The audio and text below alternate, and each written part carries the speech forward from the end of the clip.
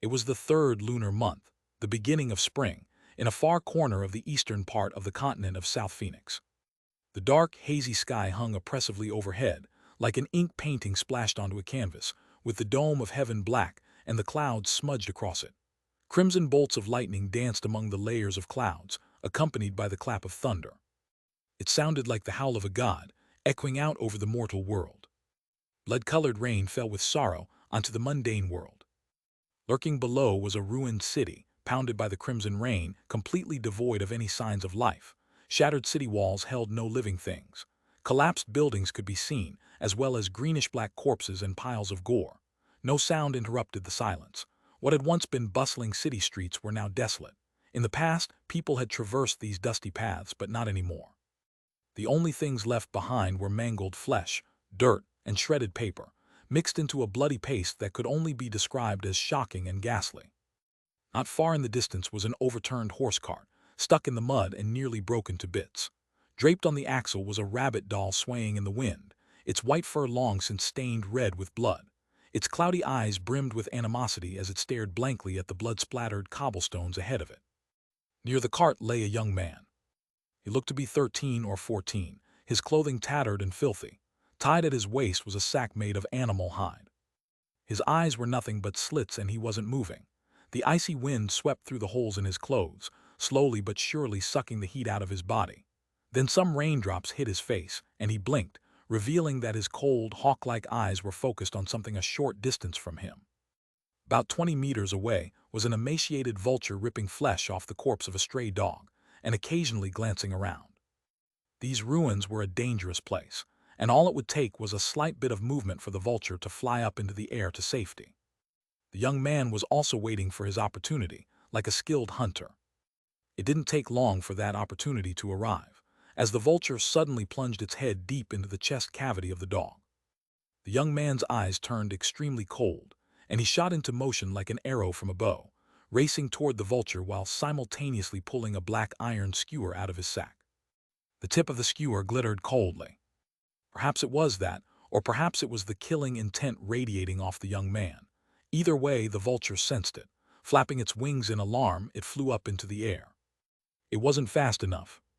The young man's face was completely expressionless as he threw the black skewer, sending it shooting through the air in a dark streak. Splat! The skewer pierced the vulture's head, shattering its skull and taking away its life in an instant. The force of the blow carried the vulture through the air until it smacked into the horse cart. The blood-soaked stuffed rabbit swayed back and forth. The young man's face was placid as he hurried back to the cart and grabbed both the vulture and the skewer. The boy had thrown the skewer with such force that, when he pulled it out of the cart, it took a chunk of wood with it. Having accomplished these things, the young man walked away without looking back. The wind picked up. At the same time, the blood-soaked rabbit looked like it was watching the young man as he left. Thanks to the wind, the rain seemed even colder as it hit the young man and his tattered clothing. At a certain point, he hunched over, frowning as he tried to wrap himself up. He let loose a grunt of exasperation. He hated the cold. Usually he stayed indoors during weather like this. But right now, he hurried down the street without pause, passing numerous broken-down shops and stores. There wasn't much time left. His vulture hunt had taken longer than he expected, and there was somewhere else he needed to go tonight. It shouldn't be far now.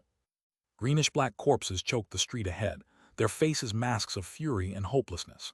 It was as if the aura of despair they exuded sought to infect the mind of the young man. But the young man was used to it, and he didn't spare the corpses a second thought. In fact, he kept his eyes on the sky. He seemed anxious, as though the darkening sky was more terrifying than all the corpses combined. Eventually, he caught sight of a medicine shop off in the distance. Breathing a sigh of relief, he hurried toward it. It wasn't a large place, and there were medicine drawers scattered everywhere. The place smelled like a mix of medicine and mold, almost like that of a freshly opened tomb. The whole place was a mess.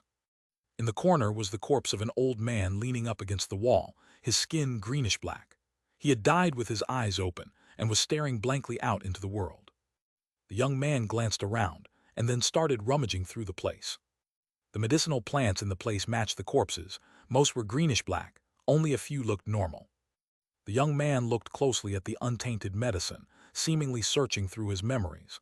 Eventually, he identified a medicinal plant used to treat incisions. Taking off his tattered shirt, he looked down at a gaping wound on his chest. It wasn't healed and its edges were turning black. There was also some blood seeping out.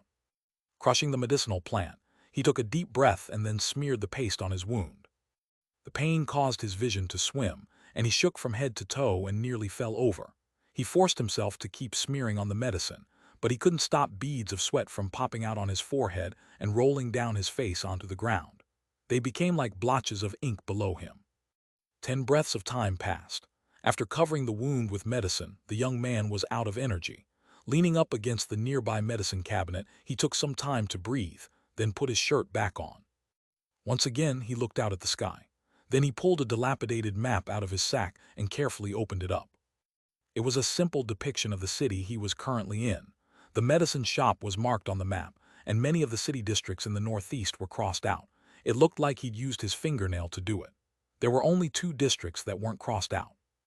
After all these days of searching, at least I know it's somewhere in those 2 districts. He folded the map up, put it away, and prepared to leave. Just before walking out, he stopped and looked at the corpse of the old man, and specifically, his clothing. The old man wore a leather jerkin of such good quality that it was mostly intact. After some thought, the young man walked over, peeled the jerkin off the old man, and donned it. It was slightly too big, but after putting it on, at least he felt warm. He looked down at the old man for a moment, then knelt and closed his eyes. "Rest in peace," he said in a soft, hoarse voice. Ripping one of the curtains off the wall, he covered the old man's corpse, then left. Upon walking out into the open, he noticed a flash of light up ahead. Stuck in the mud was a hand-sized mirror. Looking down at it, he could see his reflection. His face was dirty, but that couldn't completely cover up his delicate and unusually handsome features. Unfortunately, the innocence one would expect to find in a teenage boy was gone, replaced instead with cold indifference. The young man looked at his reflection for a long moment, then lifted his foot and stepped on the mirror. Crack!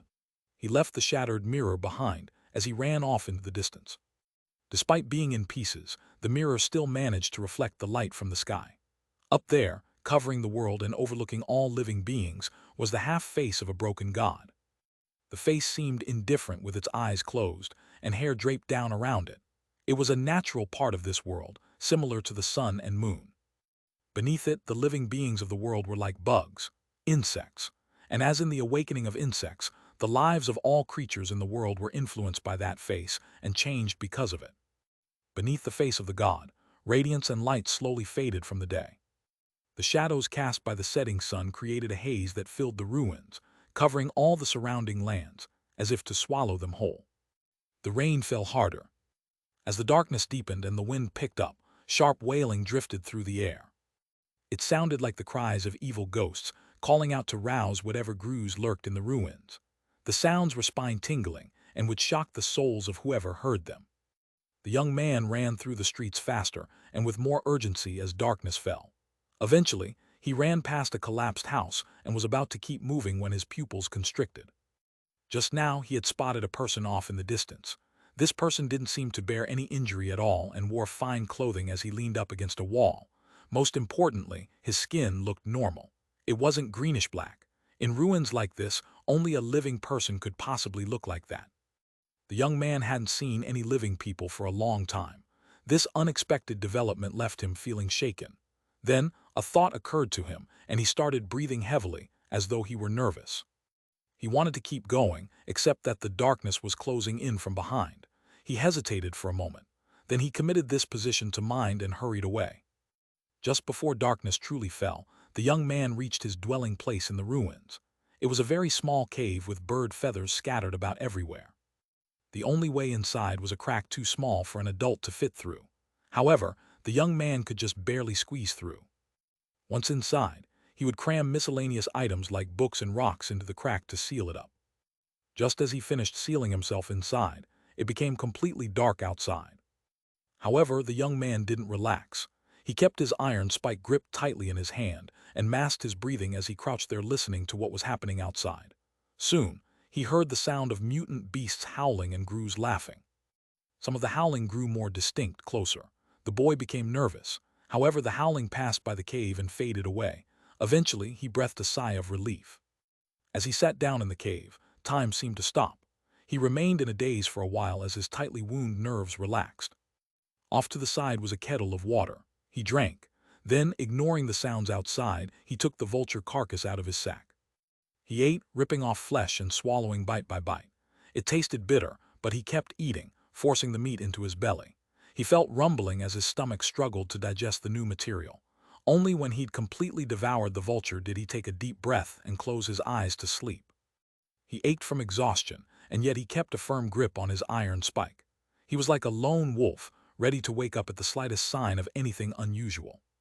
The darkness outside covered the city like a blanket, filling the dome of heaven. The world beneath that dome of heaven was immense. The continent of South Phoenix was only one location in the sprawling sea. No one really knew how big the entire world was. However, everyone in the world who looked up into the sky would see that broken face above. It was impossible to say when exactly the broken face had come. However, from passages in certain ancient records, it was known that it arrived long, long ago. The world had once been filled with the energy of immortals and had been a glorious and flourishing place, bursting with life. Until that immense face came from the void, devouring and destroying. Upon the arrival of the face, all living beings in the world united to stop it, but they failed. In the end, a small group of ancient emperors and imperial sovereigns led their people away in a great exodus.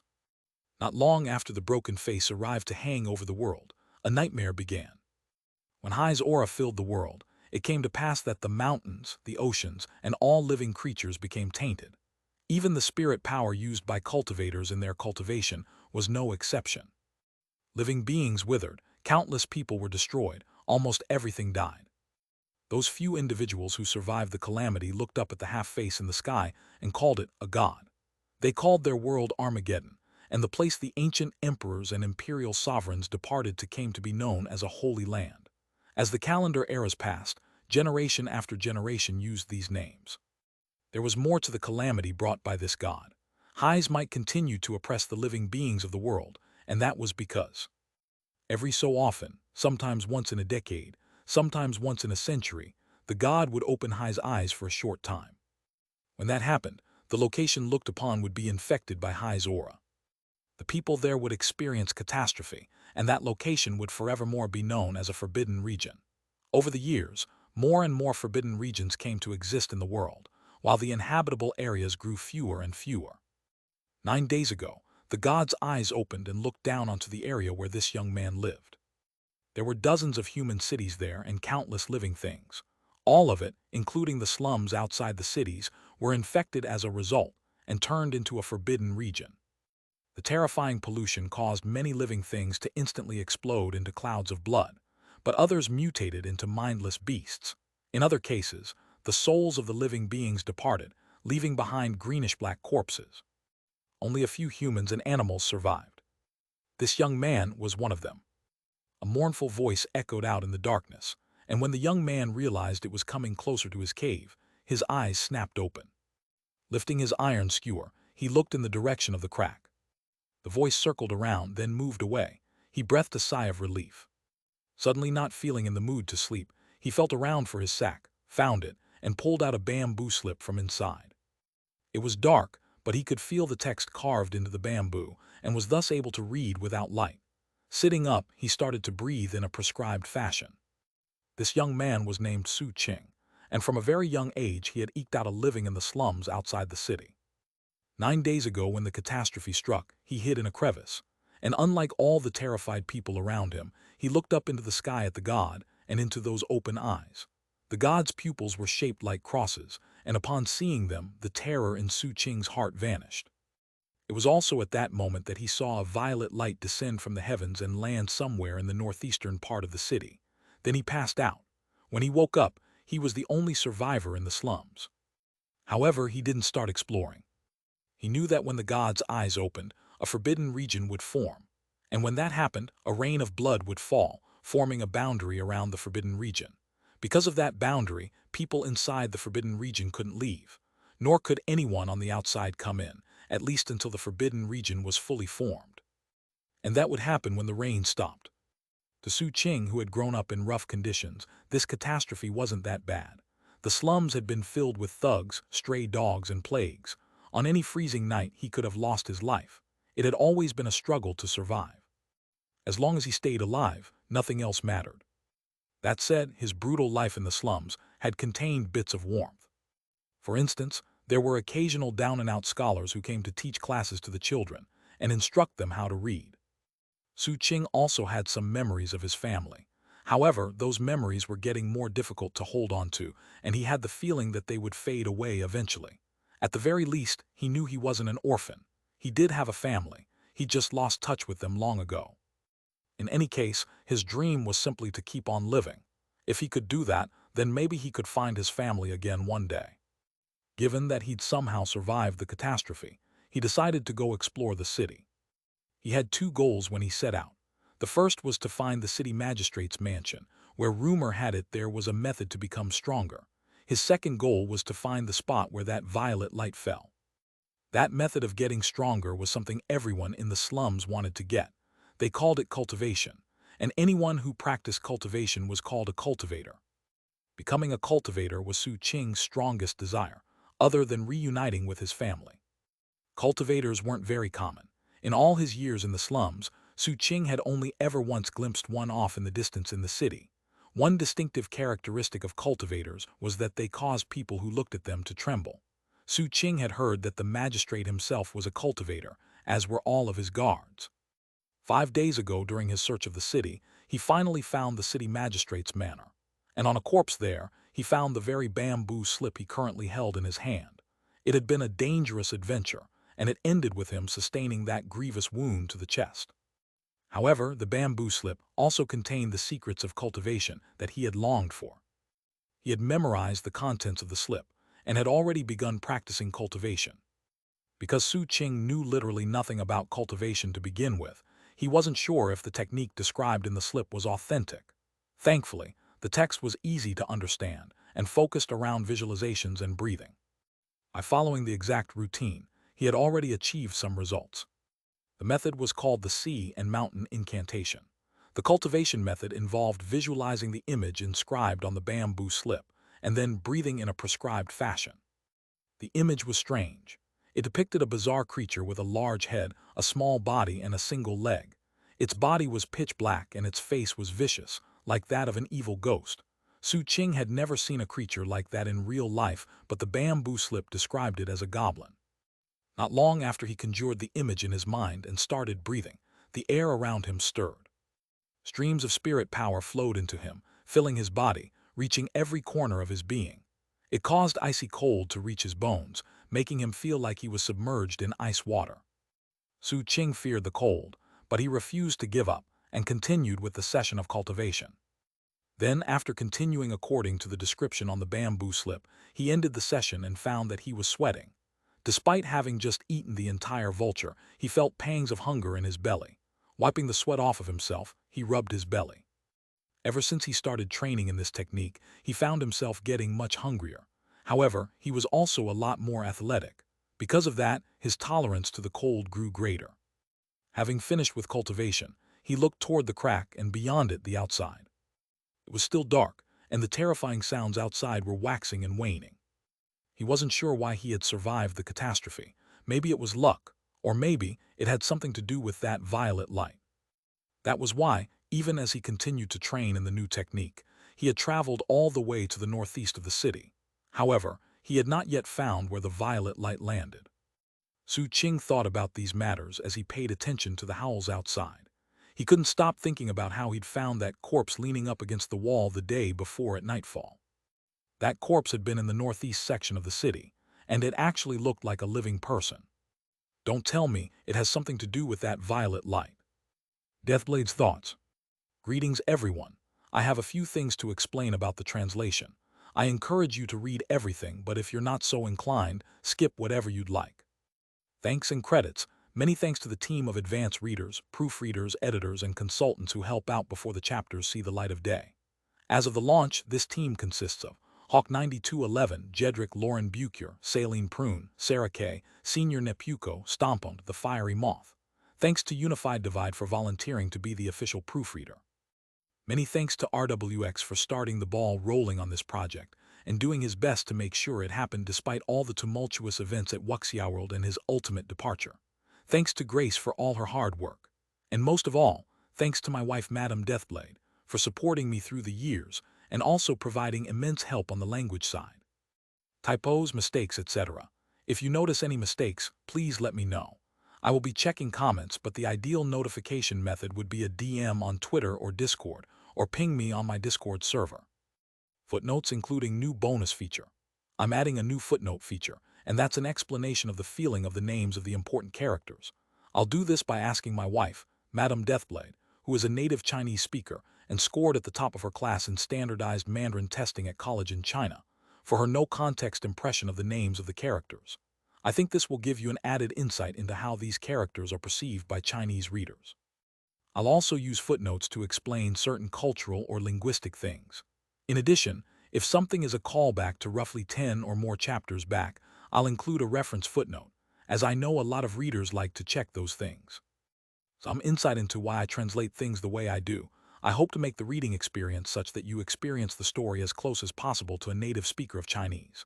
For this reason, I try to avoid translations that are wildly different from their intended perception by the reader. For instance, you will not see any, "This old man will kill you," or "You dare." If you want more details about my thoughts on this, check out my book Understanding Chinese Fantasy Novels. I think of translating not as converting bits of text from one language to another, but rather conveying thoughts. When I read, I think, what is the point of this sentence, paragraph, chapter? And I try to make sure those thoughts come across. Because of this, if you compare my translation to the original text, you'll find that it won't match up perfectly. In line with the section below, Urgen deputized me. I sometimes change sentence structure, paragraph structure, etc. I shift things around, nip and prune the text as necessary, and try to create something that flows well and conveys all the original thoughts. Chinese is a high-context language and culture, which basically means that thoughts are often not stated plainly. In many cases, a reader needs to pick up on the meaning through vague context or subtext. Often, this makes it difficult for someone reading in English to understand what's trying to be said. In those cases, I'll sometimes take those vague thoughts and state them more clearly. That said, there are also occasions in which the Chinese text does the opposite and plainly states things that are obvious from context. In my opinion, this is sometimes also related to the Tao of filler. So occasionally, I'll cut those things as part of my editing process. Along this same vein, I'll occasionally tweak the way character names are introduced. In the original text, names are sometimes used either in the narrative or dialogue, without being introduced. Given the way names are perceived in Chinese, this isn't as jarring as it is in English. I will occasionally tweak the text so that such name introductions aren't as jarring. How I translate cussing. Over the years I've seen comments claiming that I censor the cuss words. This isn't true. My simple method of translating cussing is to first determine how bad the language is. PG, PG-13, R. Can kids say this bad word at home around their parents, at school in front of their teachers? Can it be used on broadcast TV in China, etc.? I then pick an appropriate English equivalent. In many cases, the author will use euphemisms. For example, he'll use the equivalent of darn, dang instead of damn, or shoot instead of sh\*t. In some instances, he'll use words that aren't bad words at all but are still insulting. Sometimes they're archaic. Sometimes they're inventive. Regardless, I try to match equivalent words that will come across to the reader in a roughly similar way as they do in Chinese. To be clear, I'm not averse to using cuss words. One fan-favorite character in my original Cultivation novel is a guy who cusses nonstop. Warning, this is a live translation. Because this novel is ongoing, it's possible that later plot revelations might change some translation decisions. The author sometimes lets hundreds of chapters go by without explaining what some things mean. Although I'm in contact with the author, I can't pester him with endless questions. I reserve the right to make changes based on later information. If that happens, I'll explain the decision in a chapter note or footnote. Urgen deputized me. The author, Urgen, has given me permission, and even encouraged me, to make minor changes to his writing to conform to Western fiction conventions and cultural aspects. I'm sure ISSDH fans remember the seafood song. That song was based on a popular Chinese song at the time, and Urgen suggested to completely change his version and use a popular Western song as the basis instead. By the time he made that suggestion, I'd already translated it and it had become a thing, so I didn't see the need to change it. But the point is, he's fine with making some cosmetic changes to make the story more accessible and enjoyable to Western readers. And that brings me to the next point. I hate muttering. Years ago when I was translating ISSDH, I made a decision, backed by a reader poll if I remember correctly, to not have the characters constantly muttering to themselves. This is a common trope, and of course you also see it in comic books, anime, etc. I'm talking about the characters literally talking to themselves out loud constantly to advance the plot, provide exposition, etc. In many cases, I'm changing that to italicized internal dialogue. I do keep some muttering because, of course, there is the genre trope of muttered dialogue occasionally being overheard by others. Is the author okay with this? Read the previous point if you haven't already. Chinese idioms. Chinese has many four-character idioms, also known as chengyu, as well as folk sayings and expressions. In many cases, I will translate them directly and put them in italics so that you, the reader, will know that they're Chinese idioms. I also started doing this because of a reader poll back in the ISSDH days. The vast majority of readers like to see the direct translations of the idioms, and also have them flagged with italics so they're easy to spot. Translation continuity. As much as possible, I want to maintain continuity with my previous Gen translations. So in most cases I'm going to use the same terms as the other novels, even if there is a better option. In some cases, though, I will use an updated term. In those cases I'll explain in a footnote. Spoiler chapter titles. If a chapter title contains a big plot spoiler or spoils something that happens at the end of the chapter, I will use the spoiler title option. This won't happen very often. Splitting very long chapters. There are some chapters that are unusually long. In some cases, I'll split these chapters and release them as separate chapters. This is because it takes as much as double the time to translate them. In the early chapters, this only happens a couple times, for instance chapter 1, though I'm not splitting it. But then the author settles into a rhythm of normal-sized chapters. Later on, the author has more unusually long chapters. If that's a living person, maybe he's also after that violet light, or maybe it's a trap. In the days Su Qing had spent in this ruined city, he had come to deeply understand what happened when the god's aura infected living beings. It turned them into mutant beasts. They became incomparably vicious and profoundly strong. However, perhaps because this area hadn't fully transformed, most of the mutant beasts spent daylight hours sleeping. The only exception was if they were disturbed, such as when he went to get that Jade slip. Normally speaking, as long as you were careful, you didn't have to worry about them. Truth be told, Su Qing was learier of living people than the mutant beasts. After all, sometimes people were a lot more treacherous than animals. After thinking about the matter for a bit longer, his eyes gradually turned even colder. It didn't matter if there was a living person there, and it didn't matter if it was a trap. He had to go back there. That said, he knew that if he planned to do so, he had to be completely prepared. With such thoughts on his mind, he looked at the bamboo slip in his hand. He had been training for days now using the slip, and it had done a lot more for him than improve his stamina and confidence. It had firmly fixed the cultivation technique into his mind, and also provided him with some general information about cultivation. Cultivation had a history that went back into ancient times, before the arrival of the broken face of the god. Although some things had changed since the old days, the system was mostly as it had always been. It was broken into chi condensation, foundation establishment, gold core, and nascent soul. Whatever was after nascent soul, it was too advanced, and the bamboo slip didn't talk about it.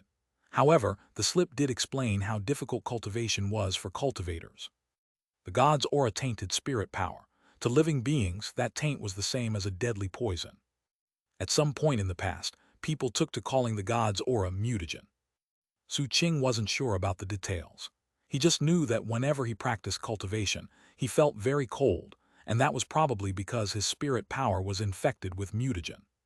When enough mutagen built up inside a cultivator's body, they would experience mutation. In some cases, they would explode in a cloud of blood. Other times, they would transform into mindless beasts. When the god's eyes opened to look at an area, the mutagen there would instantly become more concentrated. In turn, that would accelerate the mutations. Cultivation was inherently dangerous, but avoiding it wasn't possible. Su Qing lived on the world of Armageddon, which was infected by the aura of the god, a world in which the lifespan of humans had a limit and disease was rampant. Living here was like living in the 9 Serenities. Few people here died peacefully in their sleep. Without any other options, cultivation became a path that most people had no choice but to follow. For countless years, people had passed down legacies and used them to develop cultivation techniques. The traditional method nowadays was to absorb spirit power and use cultivation techniques to isolate the mutagen in a specific part of one's body. That part of the body came to be called the mutation blotch. Because of that, the amount of mutagen a technique could isolate became an important standard in determining the hierarchy of techniques. The techniques that isolated high quantities of mutagen were controlled by powerful groups and clans. Such techniques were those organizations' biggest asset. Of course, a similar state of affairs would have existed whether the god came or not. Because of the differences in cultivation techniques and the different ways of isolating mutagen, the location of the mutation blotches could vary. Regardless, as long as one practiced cultivation, one had to deal with mutagen, and because of that, would gradually develop a mutation blotch. Mutation blotches could never be truly eliminated.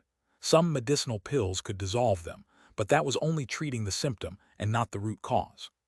That said, Su Qing's bamboo slip did mention there was a way to completely cleanse a mutation blotch. On Armageddon, there were other locations besides South Phoenix.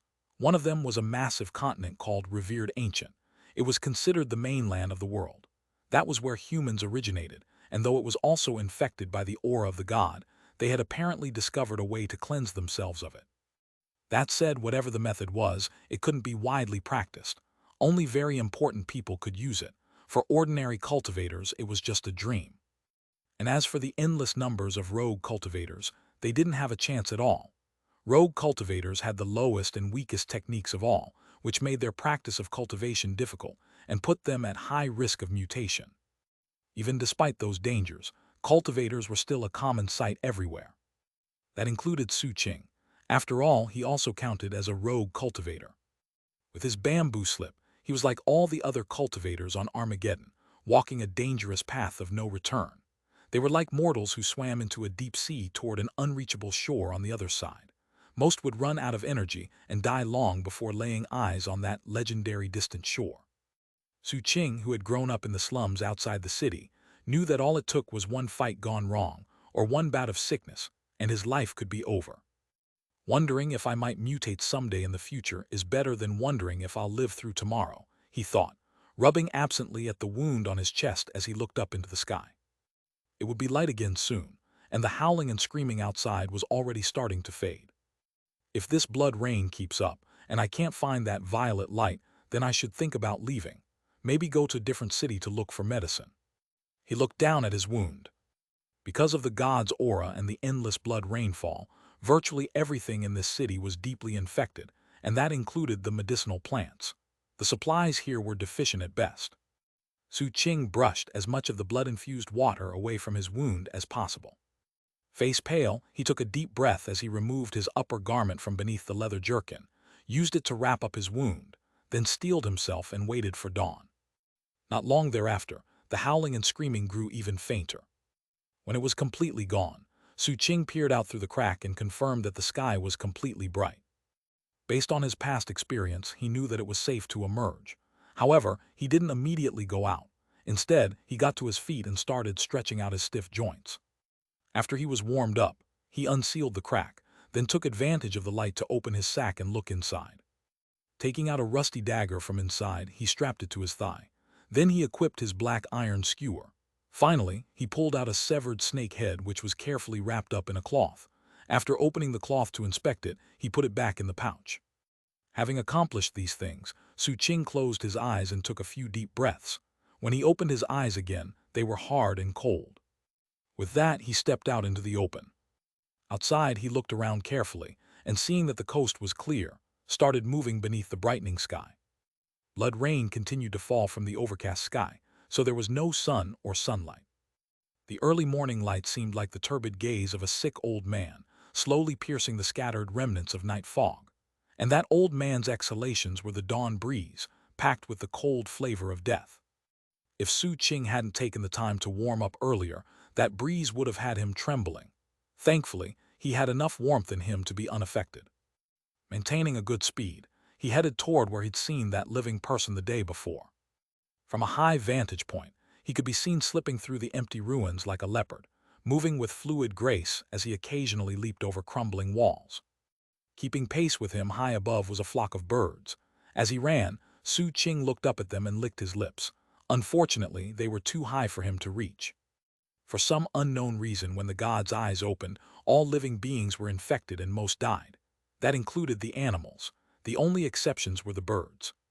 In the past few days, Su Qing had been hunting birds just like that, in the hopes of alleviating the aching hunger in his belly. Although birds would occasionally get caught in the blood rain, for the most part they were instinctively capable of finding safe places to stay. For example, the cave Su Qing had been staying in was a place he'd found when tracking down some birds. Truth be told, places like that weren't completely safe. However, the grus and mutant beasts tended to overlook them for some unusual reason. Actually, it was only one of two noteworthy locations he'd identified. The second was the city magistrate's manor. Right now, he ignored the birds, forgot about the manor, and headed toward the spot from yesterday. As he got closer, he decided not to simply approach directly, but instead to circle around a hill that overlooked the area. After carefully climbing to the top of the hill, he stayed on his stomach and kept his eyelids as slits to prevent the flash of his eyes from revealing his position. With that, he looked down. Instantly, his pupils constricted, as he yet again saw the person he'd seen yesterday. As before, he sat next to one of the crumbled walls, wearing fine clothing, his skin completely normal. Most importantly, everything about him, from his posture to his position, were exactly the same as Su Qing remembered. It was as if he'd spent the whole night without moving an inch. That made no sense. If this guy was alive, he couldn't possibly have just ignored the dangerous things that lurked in the night in this city. And if he was dead, his uninfected corpse would have been devoured by mutant beasts. Su Qing lay there quietly, thinking the matter over and not moving. Having grown up in the slums, he had long since learned patience. Time slipped by slowly but surely as he simply remained in place observing the situation. Eventually, noontime came and went. Only after waiting for 6 full hours did Su Qing finally reach out and pick up a rock, which he threw in the direction of the man. It hit the man with a thump.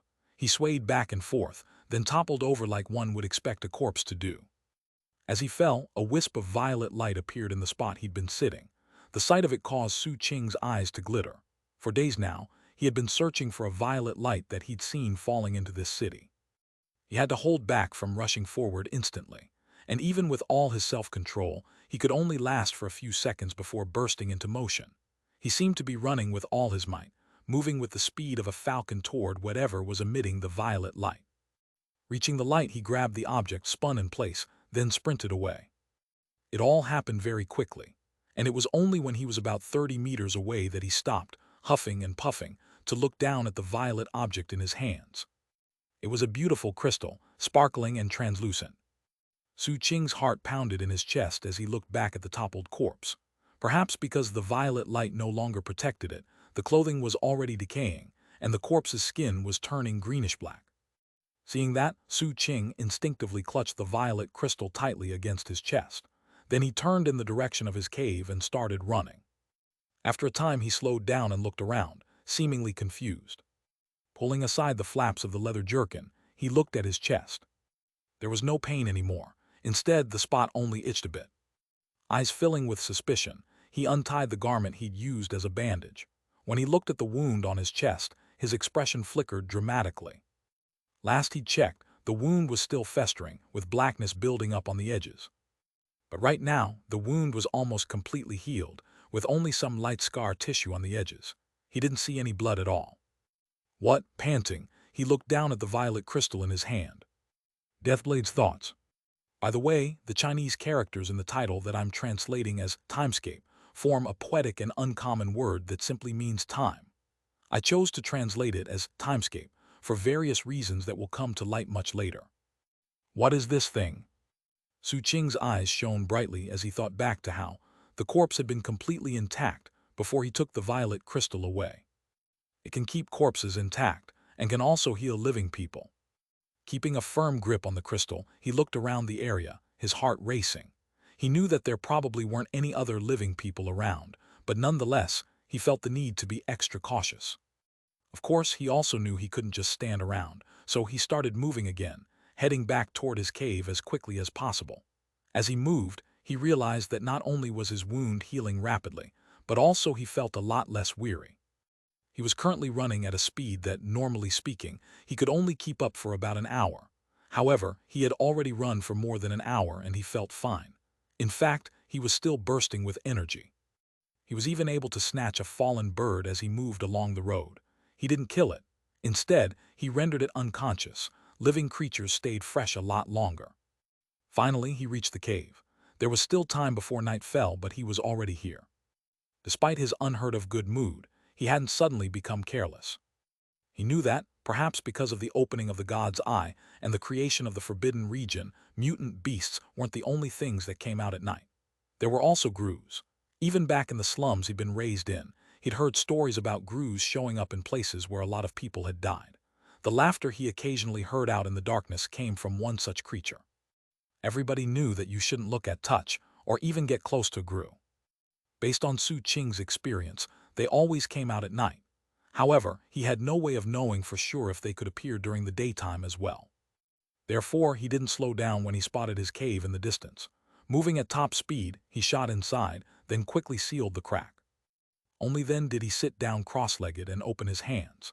Violet light radiated upward, illuminating the entirety of the small cave and causing Su Qing's eyes to glitter with the same color. With complete focus, he stared down at the crystal. It was long and thin, about the same size as one of his fingers, and looked like it had something soft and downy inside. In fact, the violet light was coming from that substance inside the crystal. After a time, a thought occurred to him. Is my wound healed? Pulling open the leather jerkin, he looked down and saw the wound was about 90% healed. The parts that weren't healed wouldn't take much longer to return to normal, and the scar tissue on the edges of the wound was starting to fade away. Given how hard he'd run and how he didn't feel tired, Su Qing had already come to some conclusions about this crystal. It went without saying that the item had restorative properties. It could heal wounds, restore one's strength, and replenish one's life force. I wonder if it does anything else, he thought, his eyes shining thoughtfully. He wasn't certain if this violet crystal had anything to do with the opening of the god's eyes, but it seemed like a good possibility. Regardless, it was a precious treasure. He had never in his entire life heard of anything so spectacular. With something as useful as this in his possession, he might as well have a second life. However, the only reason he managed to get his hand on it was that he was the only living person in the city to find it. Once the blood rain stopped and he left, how could he possibly keep the thing safe? He had to think of a good way to hide the violet crystal. After some thought, he pulled out the unconscious bird he'd picked up earlier. After binding its beak so it couldn't cry out, he took the dagger from his thigh and sliced open a cut on the creature. The bird struggled vainly as Su Qing then pushed the violet crystal into the wound. Then he kept his eyes wide open as he watched what happened. Despite the bird struggling, the air rippled and flowed with spirit power. In fact, there was far more spirit power at work than when Su Qing practiced cultivation, and it all moved toward the bird. The bird suddenly struggled with much more force than before, until Su Qing was having trouble restraining it. That caused his eyes to grow even wider. The bird was getting out of control. Usually, it would only take a bit of effort to snap the neck of a bird, but this time he had to try several times in a row before it worked. He quickly extracted the crystal from the bird's body, examined it, then closed his eyes in thought. The bird didn't die when I inserted the crystal. Instead, it received an influx of spirit power, and it also got a lot stronger. I'd say this crystal isn't dangerous. A moment later, he opened his eyes and with complete resolve, shoved the violet crystal into the still-closing wound on his chest. Pain rippled through him, but he gritted his teeth and ignored it. There could be no safer place to hide this thing than inside his own body. Besides, his experiment moments ago proved that having it inside him would bring significant benefits. As the crystal entered him, the wound continued to heal, and at the same time he felt himself trembling. Then he saw flows of spirit power that surpassed anything from the bird experiment, rushing toward him from all directions, even out of the ground. It was such an astonishing volume that Su Qing's skin turned a faint green color. At the same time, intense coldness filled him from head to toe. That was because of the high level of mutagen in the spirit power. However, Su Qing had been ready for that from the beginning. Without any hesitation, he started using the sea and mountain incantation. As he did, the spirit power that entered him separated from the mutagen. Therefore, it was only pure spirit power that flowed through his meridians and into his body.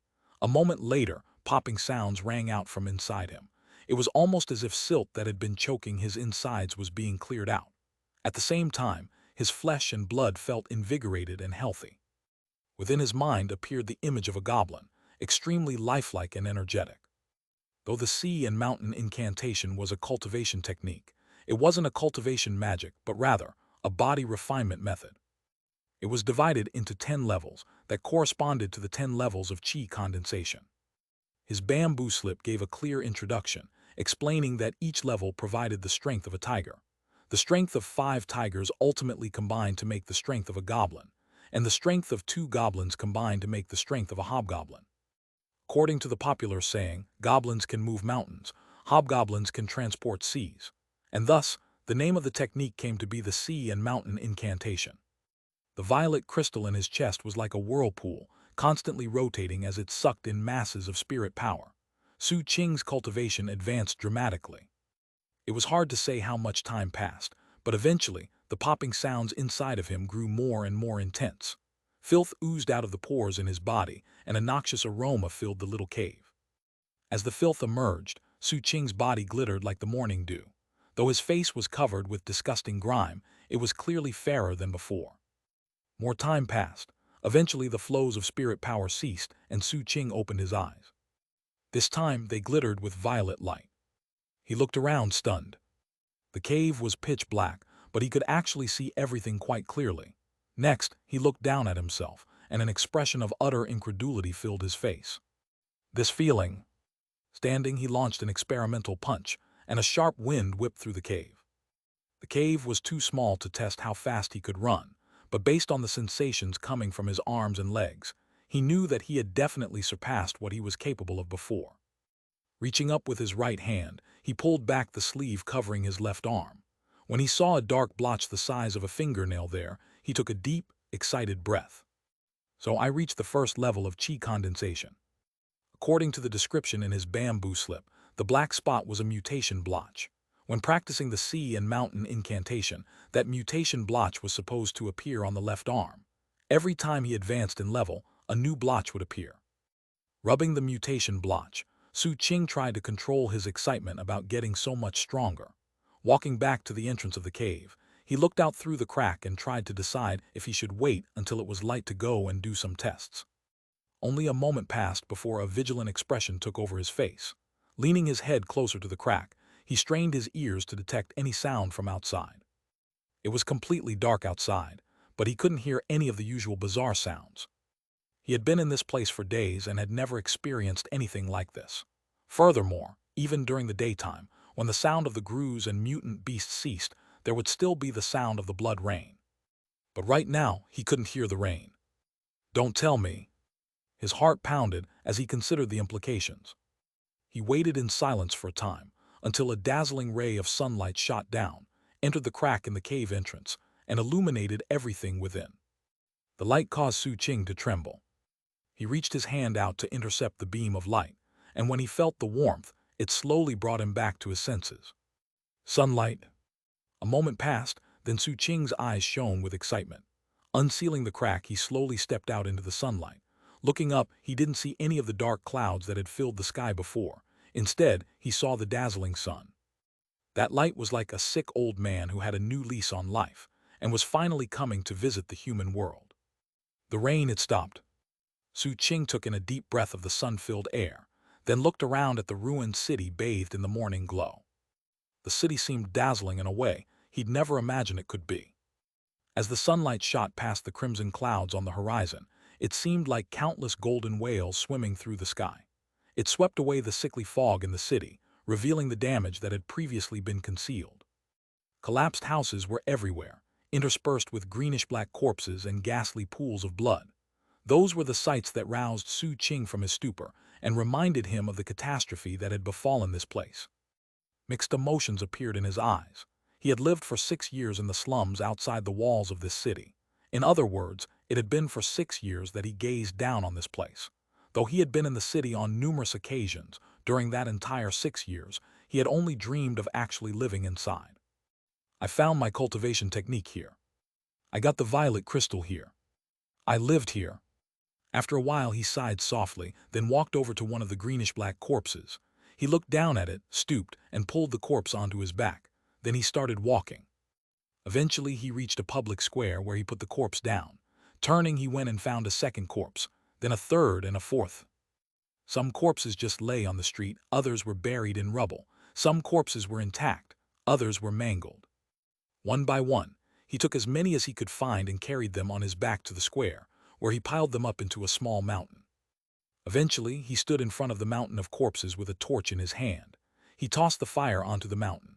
Perhaps because of the mutagen, the flame burned hot, and the smoke rose thick into the air above him. He stared at the smoke for a while, then walked to the city's second district.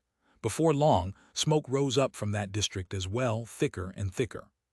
As the brilliant sun shone down on the city, the place became full of the smoke of burning corpses. The smoke obscured the sun, causing everything to turn red. It was like the sun was heaving a deep sigh, and the streams of smoke were its tears. The shadows cast by the smoke were tear stains on the earth. The final tear stain led Xianxia to the area where he'd found the violet crystal. He took the old man from the medicine shop and added him to a pile of corpses to burn. As he stood to the side watching the flames, they reflected in his dark pupils, flickering endlessly. The tips of Xianxia's long, disheveled hair curled in the heat. Eventually, he clasped his hands and bowed deeply. "May you rest in peace." The flames burned even hotter, sending sparks up like dandelion wisps to float away in the breeze.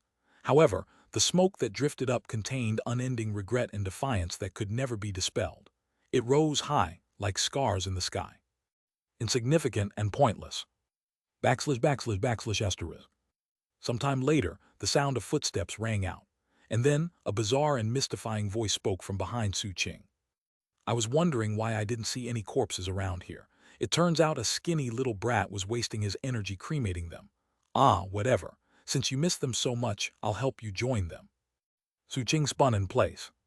About 70 or 80 feet away was a group of 7 men and women, spread out in a loose formation. They wore clothing of gray leather, and all of them had bags and sacks on their person. Furthermore, they all bore weapons. 3 had bows and arrows, 2 had sabers. The weapons were strapped to their backs but ready to use at a moment's notice. One of them, who stood by himself in the middle of their loose formation, wore fighting gauntlets.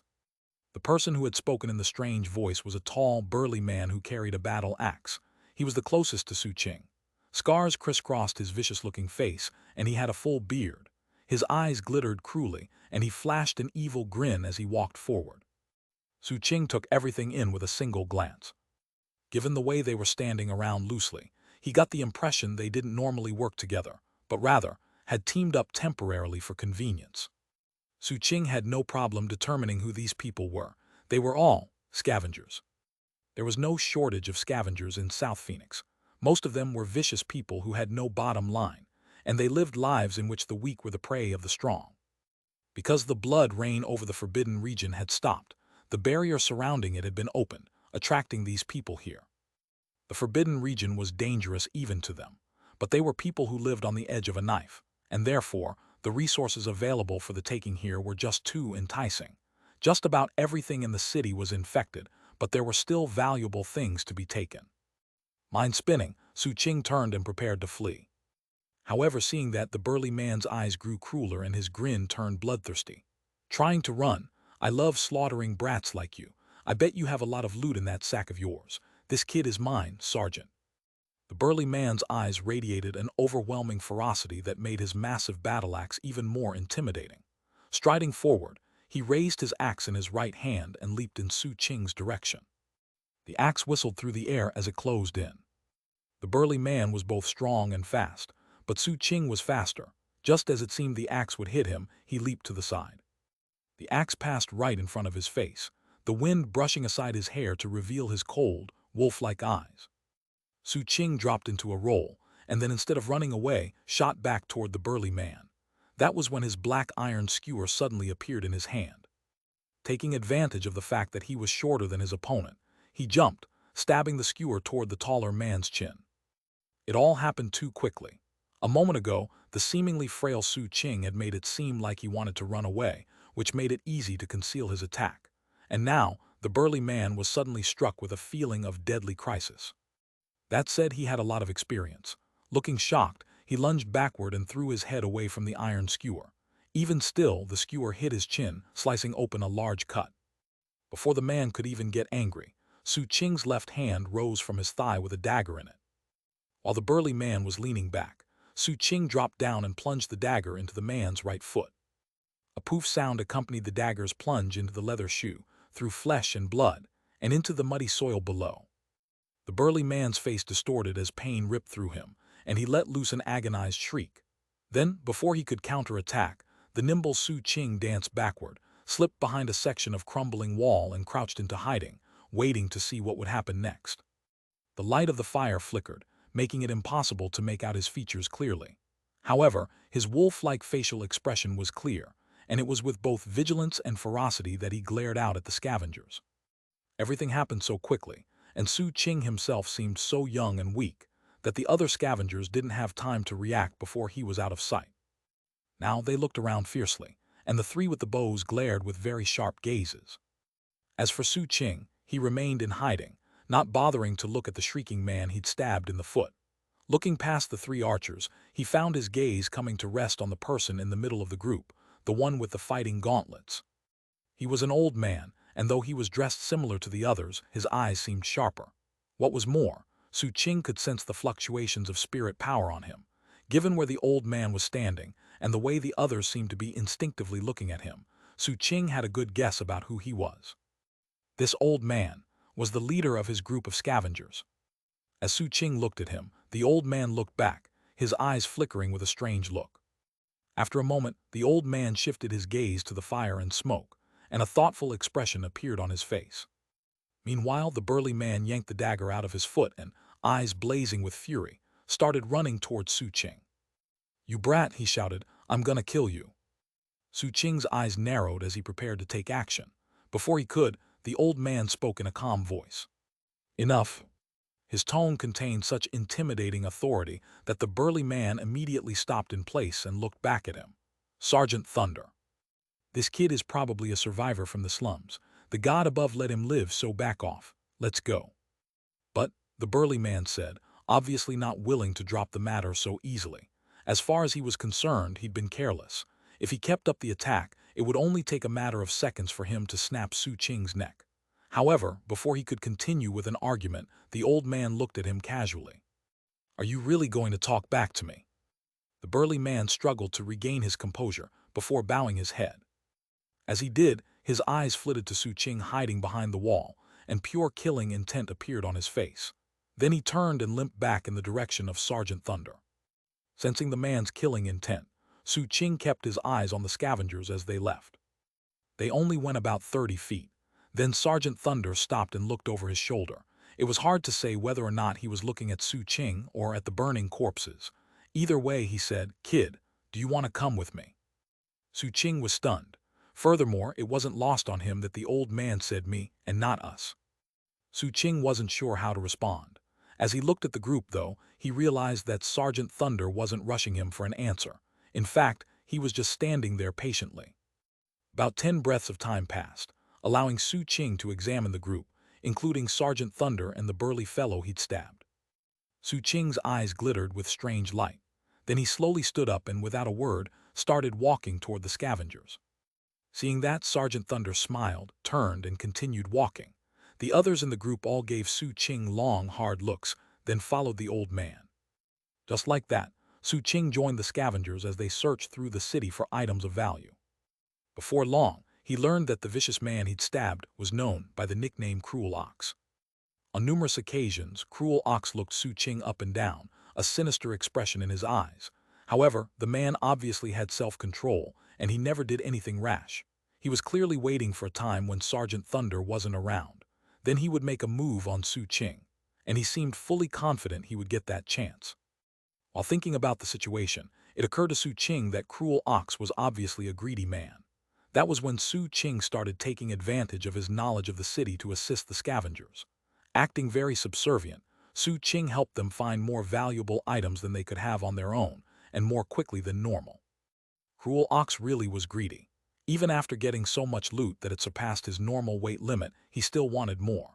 Despite being injured, he searched even more enthusiastically than the others, and his burden grew heavier and heavier. At first, it didn't make much difference. But as time passed, even his immense strength was worn down, and he started getting particularly exhausted. Meanwhile, Su Qing could sense that Sergeant Thunder had good intentions, so he didn't try to lure the scavengers into the dangerous district surrounding the city magistrate's manor. As evening fell, the party left and set up camp in what had once been the slums outside the city. They worked with practiced ease to set up 6 tents that were little more than tarps hung over bare ground. The 2 saber-wielders shared one of the tents, with the remainder of the tents being assigned to one person each. They spread powder around the camp to form a perimeter and started burning incense as well. As the sky turned dark and the howling arose in the city, the scavengers entered their tents. The only exception was Sergeant Thunder, who eyed Su Qing standing off to the side. The old man pulled out a sleeping bag and tossed it over. "The incense keeps away the mutant beasts," Sergeant Thunder explained, "and the powder keeps the grooves out. Given how much you helped us today, Cruel Ox won't cause any problems. You're safe here." With that, the old man entered his tent. Su Qing didn't say anything. After Sergeant Thunder entered the tent, he snuggled into the depths of his sleeping bag. However, he didn't zip it all the way up. Instead, he kept a crack open so he could keep his eye on the tents. The howling continued into the depths of the night, growing more intense the entire time, and the crying of the grooves echoed about, creating a completely terrifying atmosphere. From the look of it, no one had any intention of stepping out of their safe night refuge. Except for Su Qing. He lay in his sleeping bag with his eyes open, unmoving, seemingly waiting for something. Time passed until it was in the middle of the night, the time when most people were deep asleep. That was when Su Qing slowly crawled out of his sleeping bag. He moved very carefully so as not to make any sound. The howling and crying in the city echoed in his ears, yet it didn't seem to affect him mentally. Slowly but surely, he crawled across the ground toward Cruel Ox's tent. He simply couldn't allow potential calamities to exist around him. It didn't matter if they were only potential calamities, they needed to be eliminated as quickly as possible. He had shed his own blood learning that lesson the hard way back when he lived in the slums, and it was also the only reason he decided to come along with the scavengers. What was more, the reason he'd been so helpful, and the reason he'd found so much loot for Cruel Ox, was to make sure the man was both exhausted and off guard. That was also the reason he'd acted so subservient. It was all for this moment, the moment in which he took action. Su Qing's eyes were calm as he slowly neared the tent. Once there, he didn't rush inside. Instead, he crouched outside and spent a long moment just listening. He heard the sound of snoring, and it was sustained, even snoring, obviously not fake. Eyes narrowing, he took out his iron skewer and carefully cut a hole in the tent. Then he slowly entered. It was dark inside, but he could still see Cruel Ox laying there asleep. Given the burden the man had carried through the day, and his injury, he was obviously completely wiped out. Being the powerful expert he was, there was no way Cruel Ox could ever have guessed that the fawning young man from earlier would, in the presence of all the other scavengers, pose a threat during the night. And of course, he had no idea that an uninvited guest was inside his tent. As Su Qing stared at Cruel Ox, his eyes seemed as calm as the deep sea. He inched closer until he was right above the man, then placed his gleaming skewer right over his throat. Without any hesitation, he plunged it in. He moved with such speed and force, he nearly ripped the head off. Blood sprayed like a fountain. The intense pain caused Cruel Ox's eyes to snap open, and he saw Su Qing's expressionless face. A look of disbelief and terror appeared on Cruel Ox, and he made to cry out. However, Su Qing's left hand snapped out and covered his mouth so he couldn't utter a sound. Cruel Ox thrashed, his eyes wide, his body spasming. But Su Qing had a grip like a vice.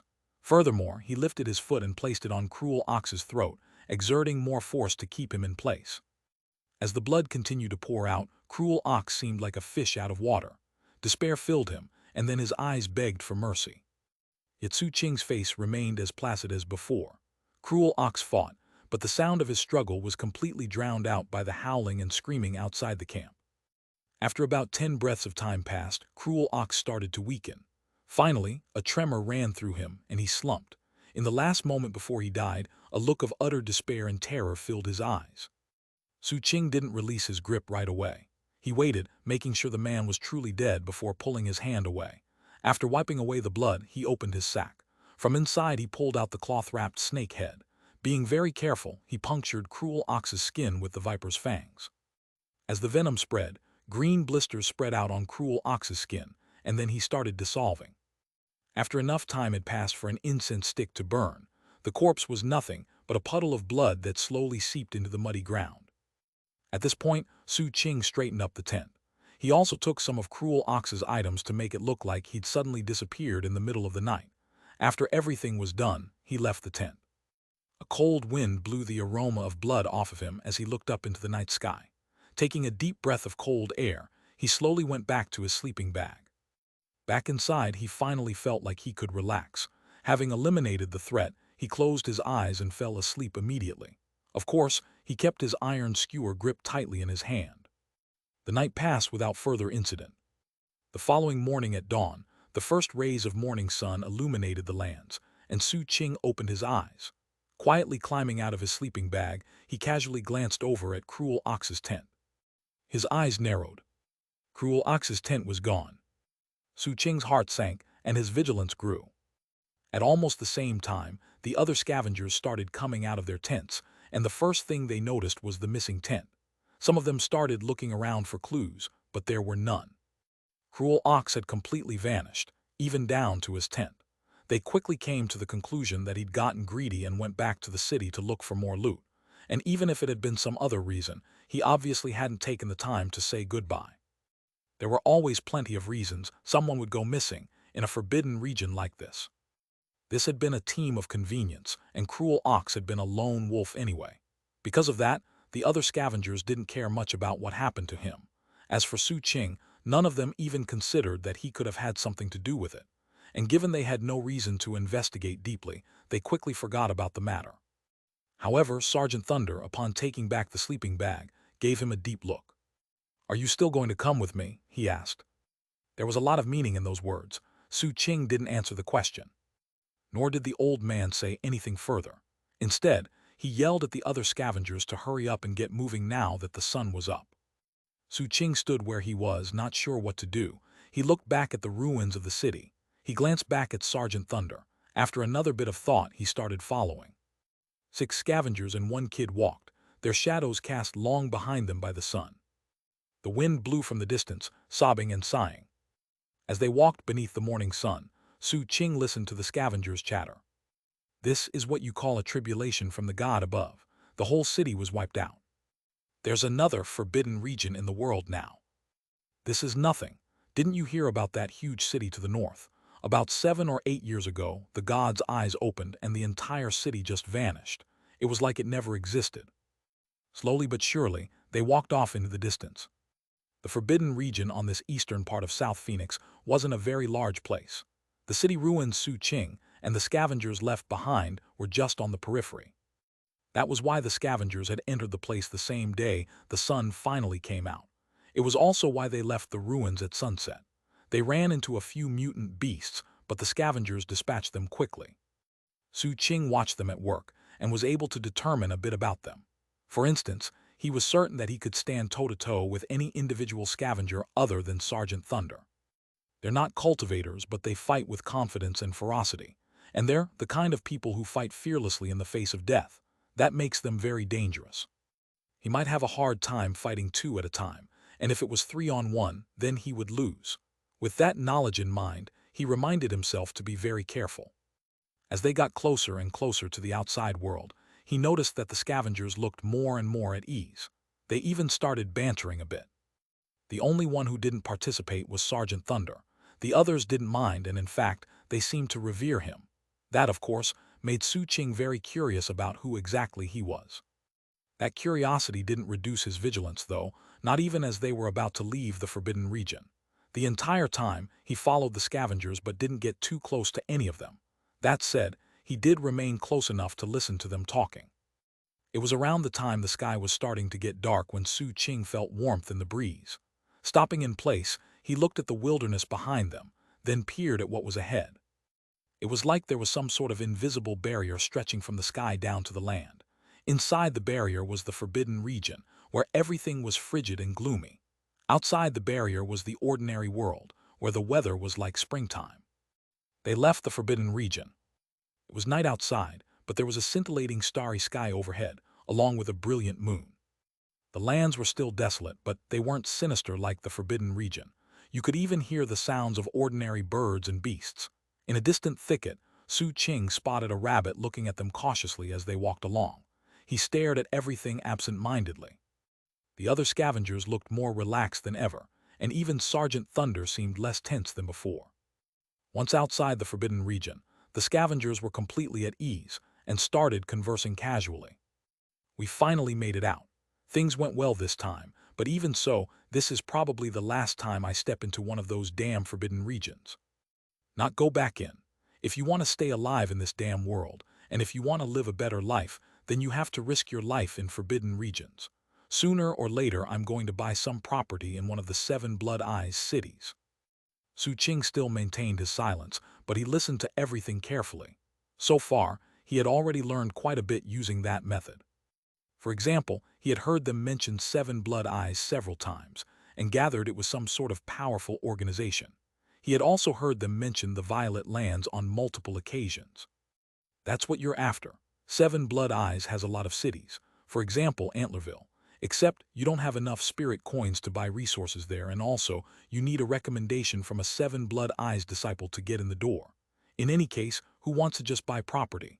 I want to actually join the 7 Blood Eyes as a disciple. You wouldn't last 3 days in 7 Blood Eyes, so stop bragging. You might as well say you plan to cross the ocean and settle down in the revered ancient mainland. That's where humans originate, isn't it? Hearing this, Su Qing's ears perked up, as he'd seen this revered ancient mentioned in his bamboo slip. Revered ancient mainland. If I was so badass I didn't have to worry about all the dangerous stuff in the sea, you think I wouldn't go? The two scavengers continued their conversation for a time, until it started to turn into a somewhat heated argument. Su Qing listened the whole time, hoping to catch some new information. Eventually, Sergeant Thunder cut in. Getting to the revered ancient mainland isn't impossible if you really want to do it. There are 4 ways. You just have to decide which one is the best for you. First, get to Foundation Establishment by the time you're 15 years old, and thus be named as Chosen. Second, pay a fee of 300,000 spirit coins to the Violet Lands or 7 Blood Eyes, or even the Church of Departure. Third, make significant contributions in pill concocting to humankind. Fourth, be named a successor apprentice by one of the following: a great clan from the Violet Lands, a peak lord of the 7 Blood Eyes, the leader of the Church of Departure. Oh right, there's actually a 5th way, become a living treasure, so think about it, which one makes the most sense for you? The scavengers muttered and mumbled throughout Sergeant Thunder's monologue, and when he got to the 5th method, strange, terrified looks appeared in their eyes. Su Qing saw all of this, especially the part about the living treasure. Back in the slums, some of his buddies had been taken away by rich folks in nice clothing. He remembered people saying they were taken to become living treasures, and a lot of the youngsters in the slums had been jealous. Now more than ever he wondered what that was all about. Looking at old Sergeant Thunder, he quietly asked, "Excuse me, what are living treasures?" Sergeant Thunder looked at him for a moment before responding. They're people whose bodies have been linked with magical treasures. Their flesh and blood absorbs the polluted mutagen from the treasures, thus making it possible to use the treasures safely. However, because of that, their bodies quickly wither up, and they die. Su Qing's pupils constricted, but he said nothing further. The mention of living treasures seemed to cast a bit of a pall over the group, and nobody said anything else as they continued to walk through the night. Some distance away from the forbidden region, they reached a sprawling plain where Sergeant Thunder decided to set up camp. This camp was set up differently than the one in the forbidden region. They still set up all the tents, but this time, they also started a big bonfire. As the flames crept higher, they warmed the area and provided a place to cook food. The scavengers sat around cooking their meal, and a fragrant aroma soon filled the area. The sight of their food made Su Qing salivate, but all he had to eat in his sack was some tough jerky. After a while, Sergeant Thunder looked at him, walked over, and pulled a few steamed buns out of his sack. He handed them to Su Qing. Su Qing's eyes went wide, and he had to resist the urge to wolf them all down in one bite. "Thank you," he said quietly. Sergeant Thunder didn't say anything in response. He just walked back to the fire and sat down. "Why are you treating the kids so well, Sergeant Thunder?" "We're all losers, right?" the old sergeant answered. I think it's fate that we met him. Why not help him out? There were 3 steamed buns, and they were still warm. Su Qing hesitated and looked over at the scavengers at the fire, eating their own steamed buns. Finally, he pretended to take a bite, while simultaneously keeping his eyes on the scavengers. When he saw nothing unusual happening, he finally opened his mouth and took a real bite. However, he didn't swallow, but instead kept the food in his mouth for a time. When he was certain it wasn't some sort of trick, he chewed and swallowed. Then he waited for a bit to make sure there wasn't some sort of reaction. When there wasn't, he breathed a sigh of relief, waited again, then wolfed down the rest of the bun. After that, he didn't hesitate at all to devour the second bun. He was still hungry, but instead of eating, he put the final bun into his sack, handling it as gingerly as if it were a precious treasure. Soon it was late. The scavengers all got into their tents, while Sergeant Thunder again gave Su Qing a sleeping bag. Before walking off, he said, "Keep it." Su Qing looked up at him in surprise. "Why?" "What do you mean, why? 3 steamed buns and a sleeping bag aren't worth anything. If you want, you can treat me to something later on." Sergeant Thunder turned and walked toward his tent. "What do you like to eat?" Su Qing asked. "Me?" Sergeant Thunder stopped and thought about the question. "Snakes, those things are great." With that, he ducked into his tent. Su Qing clutched the sleeping bag and watched him disappear. Then he nodded, spread out the sleeping bag, and got inside. However, despite closing his eyes, he didn't sleep. Instead, he began cultivating the sea and mountain incantation, as was his custom. When practicing cultivation, he felt incredibly cold, but that didn't make him give up. In fact, he wanted to take every opportunity he could to work hard at it. That was especially true considering what Sergeant Thunder had mentioned earlier about reaching foundation establishment by 15 years of age. Although he wasn't sure how he measured up to the chosen, Sergeant Thunder had mentioned, he had at least had a bit of an idea. "I'm 14 already," he thought. Time slipped by slowly but surely, until 5 days had gone by. Su Qing traveled with the scavengers as they crossed a mountain and walked across a prairie. Along the way, 3 of the scavengers went different ways. Just as Su Qing had guessed earlier, the group had been working together out of convenience. On the 7th day, the 2 scavengers with sabers bid farewell, leaving behind only Su Qing and Sergeant Thunder. That night at the foot of a mountain, they built a fire, and Sergeant Thunder sat across from Su Qing, watching him eating. Su Qing nibbled away at half of a steamed bun, then put the other half in his sack. "Kid, we'll reach our destination tomorrow. It's the place I call home, and it's also one of the main base camps for scavengers around here." Su Qing didn't say anything. Gazing off into the distance, Sergeant Thunder continued, "Scavenger base camps are usually built near forbidden regions, and that's why on the other side of these mountains there's just one such region. The place you were in is a new one, while this one has been around for a long time. There are fierce beasts that live inside and other dangerous things. The mutagen there is so strong that an ordinary person who went in for more than 1 day would die. Even I couldn't last a full week inside. However, 7-leaf clover grows there, which is one of the key ingredients in white boluses. White boluses are one of the most common pills cultivators use to purge themselves of mutagen. That's why a lot of people come here. However, being not fond of dying and unfamiliar with the area, they usually don't get the 7-leaf clover themselves. They pay good spirit coin to hire scavengers to do it for them." Sergeant Thunder looked at Su Qing. "Do you get what I mean?" Having heard what white boluses were good for, Su Qing narrowed his eyes and thought for a moment before answering. "Scavengers are outlaws willing to do anything for money." Sergeant Thunder's eyes widened in surprise, and then he laughed. 100% correct. In scavenger base camps, there's one rule: the weak are the prey of the strong. Strength is more important than anything else. That said, our base camp is a good place to live. There are markets where you can buy anything you need, and caravans come through sometimes, so there are usually nice things to buy wherever you go. Therefore, not just anybody gets to live there. Newbies who want to settle down first have to pass a beast trial to get a residence permit. Those are the rules set by the camp owner. If you pass that test, then you can stay with me if you want. South Phoenix was a big place. Seen from high above in the sky, it was roughly elliptical and surrounded by ocean on all sides. It was separated from the revered ancient mainland by the Sea of Endlessness, and thus was almost like an island. However, it was big enough that most people wouldn't be able to walk from one end of it to the other in their lifetime.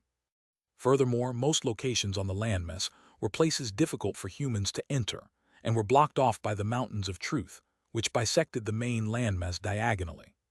Southwest of the Mountains of Truth was a vast forbidden region that made up about 70% of South Phoenix.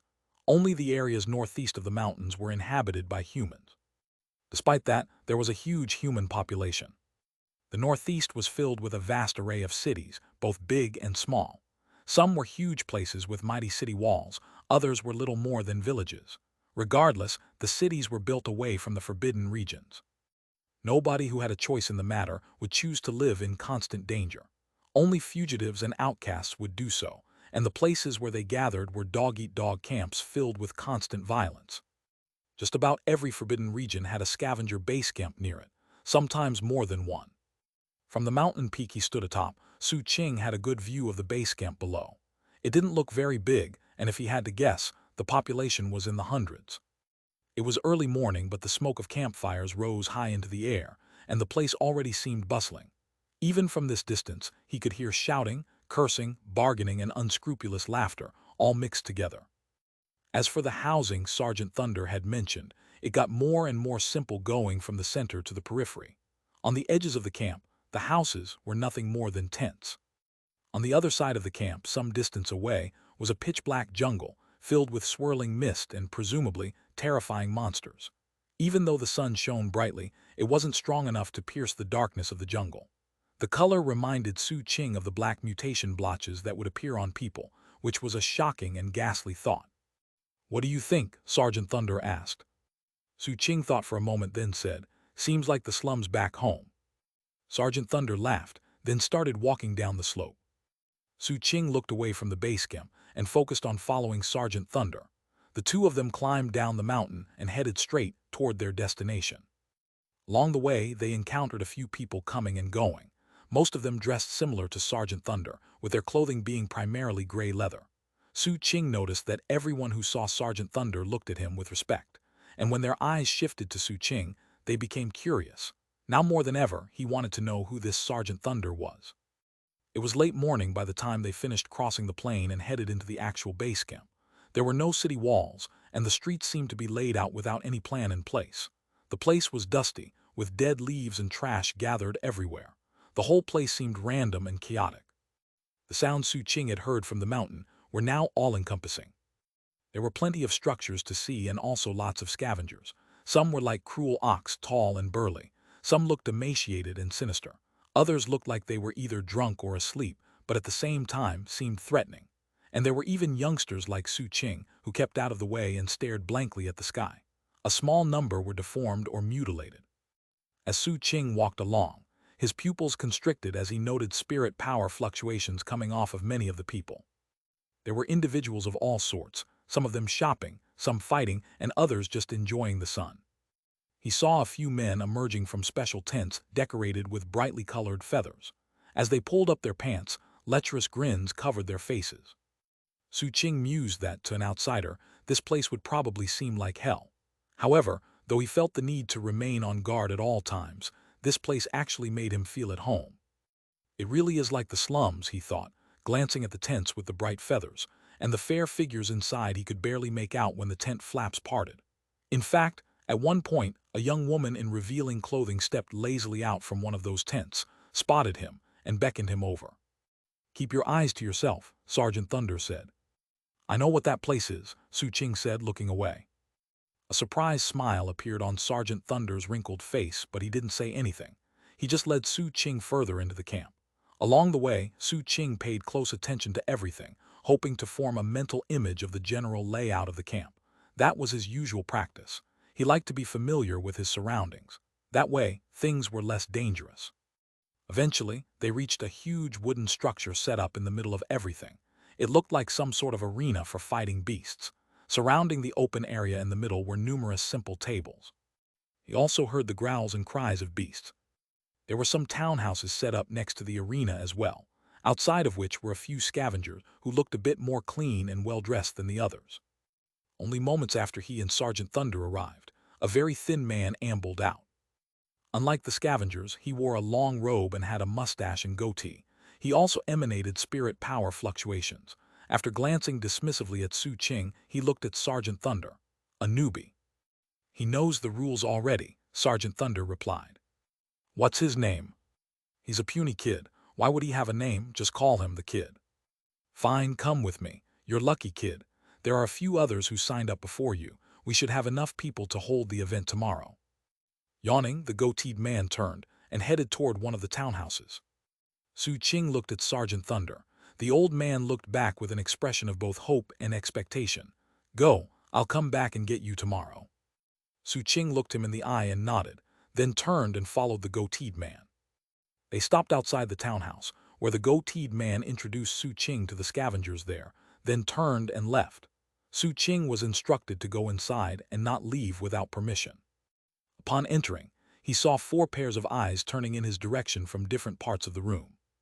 3 of them were young men, the other was a girl.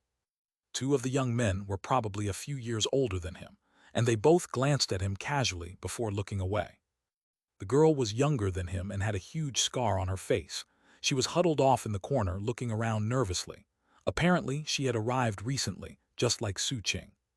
The oldest young man seemed to already be a full-fledged scavenger but had recently moved base camps. Given his status, he looked at Su Qing with a slightly mocking smile. Then his eyes shifted to the girl and he licked his lips. However, given he didn't yet have full status in the camp, he wasn't going to do anything out of line. After scanning the room, Su Qing ignored everyone else, found a spot near the door and sat down to meditate. Time passed slowly and steadily. Perhaps because of Su Qing's uneventful entrance, the 3 young men eventually started chatting. The girl remained quiet by herself. It was obvious that the 2 younger men were trying to suck up to the older one. For the most part, their conversation revolved around the upcoming trial. Based on what he heard, Su Qing determined that the base camp would have trials like these every so often, when there were enough people gathered who wanted residency status. The trial was very simple. The camp owner would gather a number of mutant beasts, and the combatants would draw lots to fight them. There were 2 possible outcomes. Either you lived or you died. If you lived, then your reward was a residence permit. If you died, then you became food for the beasts. Obviously, the trials took place in the arena outside. When the time of the trial came, the scavengers in the camp would buy tickets to watch the blood-soaked event. They had a good time, and of course, the camp owner would open a betting hall. Everyone benefited. In this brutal world, lives weren't worth as much as money. That said, people who didn't qualify to live in cities, and also didn't qualify to live in scavenger camps, would have no choice but to try to survive in the wilds, and the chances of dying were even greater there. Of course, the slums were always an option, but the people who chose to come to the scavenger camps always had a story to explain their choices. Su Qing sat off to the side, meditating cross-legged and simultaneously listening to the conversation. One topic that came up was the most recent instance of the god opening his eyes. When I arrived, one of the younger men said, someone told me you were one of the survivors. Is that true? Su Qing slowly opened his eyes. When he did, he realized that the young man who had just spoken wasn't looking at him, but rather the girl in the corner. Shivering, she nodded in response. Su Qing looked at her more closely. The other young men had only heard about what happened, but Su Qing had lived through it. Therefore, he knew full well that anybody who survived and made it to this camp couldn't possibly be as weak as this girl seemed on the surface. Noticing Su Qing's gaze, she turned to look at him. He closed his eyes again and started meditating again. He wanted to spend every moment possible in cultivation. That was his best chance of staying alive. And thus the night passed. The next morning at dawn, after the chaotic clamor of the camp arose, the doors of the townhouse slammed open. Sunlight spilled in, silhouetting a scavenger standing in the doorway. His shadow spread through the room, covering the girl in the corner. "Get your things together," he said coldly. "It's time for your performance." "It took long enough," said the oldest young man, the one who was already a scavenger. Smiling, he walked out of the door and offered greetings to those outside. The other 2 younger men hurried to follow him. Su Qing was the 4th out the door, and the girl was the last. It seemed the scavengers outside were familiar with the oldest young man. They joked and laughed, ignoring everyone else as they walked toward the fighting arena. As they got closer, they heard raucous shouting and yelling. By the time they entered the arena, the sound was overwhelming. There were at least 100 people gathered at the tables, including men and women, like a horde of devils here to watch the show. The loud noise caused the girl to tremble even more, and the 2 younger men went pale in the face. Only the older young man seemed excited. Su Qing, meanwhile, didn't have any dramatic change of facial expression. He simply studied his surroundings. This place isn't very big. There's nowhere to hide or run away to. I can't let the fight drag out. The wooden sides are too high to take the fighting out into the stands. I see some marks that are probably for doors, and there's a full-on passageway over there. I suppose I could try to buy time and hope the screaming audience intimidates the beast I'm fighting. Then again, the shouting could whip the thing into a rage. I think the best thing will be to end the fight quickly. As Su Qing looked around amidst the shouting and screaming, the large gate they had just walked through slammed shut, sending a cloud of dust out in all directions. The sound acted like a bugle call, whipping the surrounding scavengers into an even more excited frenzy. Su Qing also noticed a raised platform straight ahead. Walking onto the platform was a middle-aged man in a brocade robe, followed by a host of attendants. He was so far away that Su Qing couldn't make out much in the way of details. However, it was obvious the man was important. Despite the distance between the two of them, Su Qing sensed spirit power fluctuations coming off of him, and they were far above the level of his own. That alone put Su Qing on guard. Although he couldn't be sure, it seemed highly likely this man was the camp owner. Lending further weight to this speculation was the fact that the goateed man from yesterday was next to him, whispering something into his ear. The camp owner nodded, then sat down. The goateed man remained standing next to him, looking down into the arena. Another huge wooden gate opened, and from within came the sound of howling animals. At the same time, a number of scavengers appeared. There were 4 groups, each of them made up of 3 people, and they were pulling out large iron cages, within which were snarling beasts that lunged and snapped at the restraining bars. Su Qing's eyes swept over the cages. He saw 2 giant wolves, one larger than the other. Both had razor-sharp teeth, pitch-black bodies, and blood-red eyes. Saliva dripped down their jaws as they stared, with brutal ferocity at Su Qing and the other 4 combatants. There was a bear with crimson fur and limbs thicker than the thighs of an adult human. A vicious expression covered its face as it repeatedly shook its cage. It took a lot of effort from the scavengers to keep the cage steady. In the final cage was a beast that seemed less imposing than the others. It was a gibbon, its skin covered with painful boils. In a ghastly display, the creature repeatedly threw itself at the iron bars, causing some of the boils to burst. The arrival of the beasts caused the crowd to roar. The 2 young men in Su Qing's group looked even more pale in the face, and the girl seemed absolutely terrified. Even the older young man, who was already a scavenger, seemed nervous.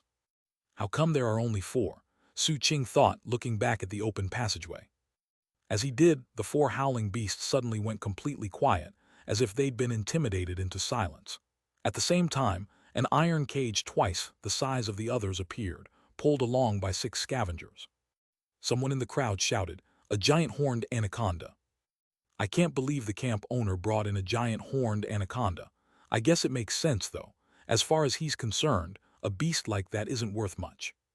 Whichever of these brats gets that snake is dead for sure. Even if one of us ran into that thing out in the wild, we would need a partner to take it down. And even then, it wouldn't be a sure thing. The anaconda, thicker than an adult's waist, was dark gray, with markings that seemed to depict a host of horn-shaped mountains. It sat coiled in the cage, its huge head raised and its yellow eyes staring out coldly at the world around it. When the snake's gaze shifted to the wolves, and the gibbon as well, the other creatures trembled in fear. As for the red bear, it roared at the snake, but at the same time slowly backed away until it was on the opposite side of the cage. Don't let me get the snake. I absolutely, positively must not pick the snake. Behind Su Qing, both of the young men shivered and muttered prayers to the same effect. As for Su Qing, his eyes glittered. He had seen this kind of giant horned anaconda before. Back when he lived in the slums, he remembered a hunter had brought in a dead one. According to what Su Qing had heard, this kind of snake was so strong it could wrap itself around a tree and snap it in half. It had very tough scales, allowing it to absorb more damage, but at the same time wasn't very fast. Furthermore, its gallbladder had remarkable medicinal properties and could dispel filth from the body. The snake flesh itself was also very nourishing. Having reached this point in his train of thought, Su Qing was reminded of Sergeant Thunder and how he'd mentioned liking to eat snakes. Then Su Qing thought about how he'd often caught snakes as a child, and he licked his lips.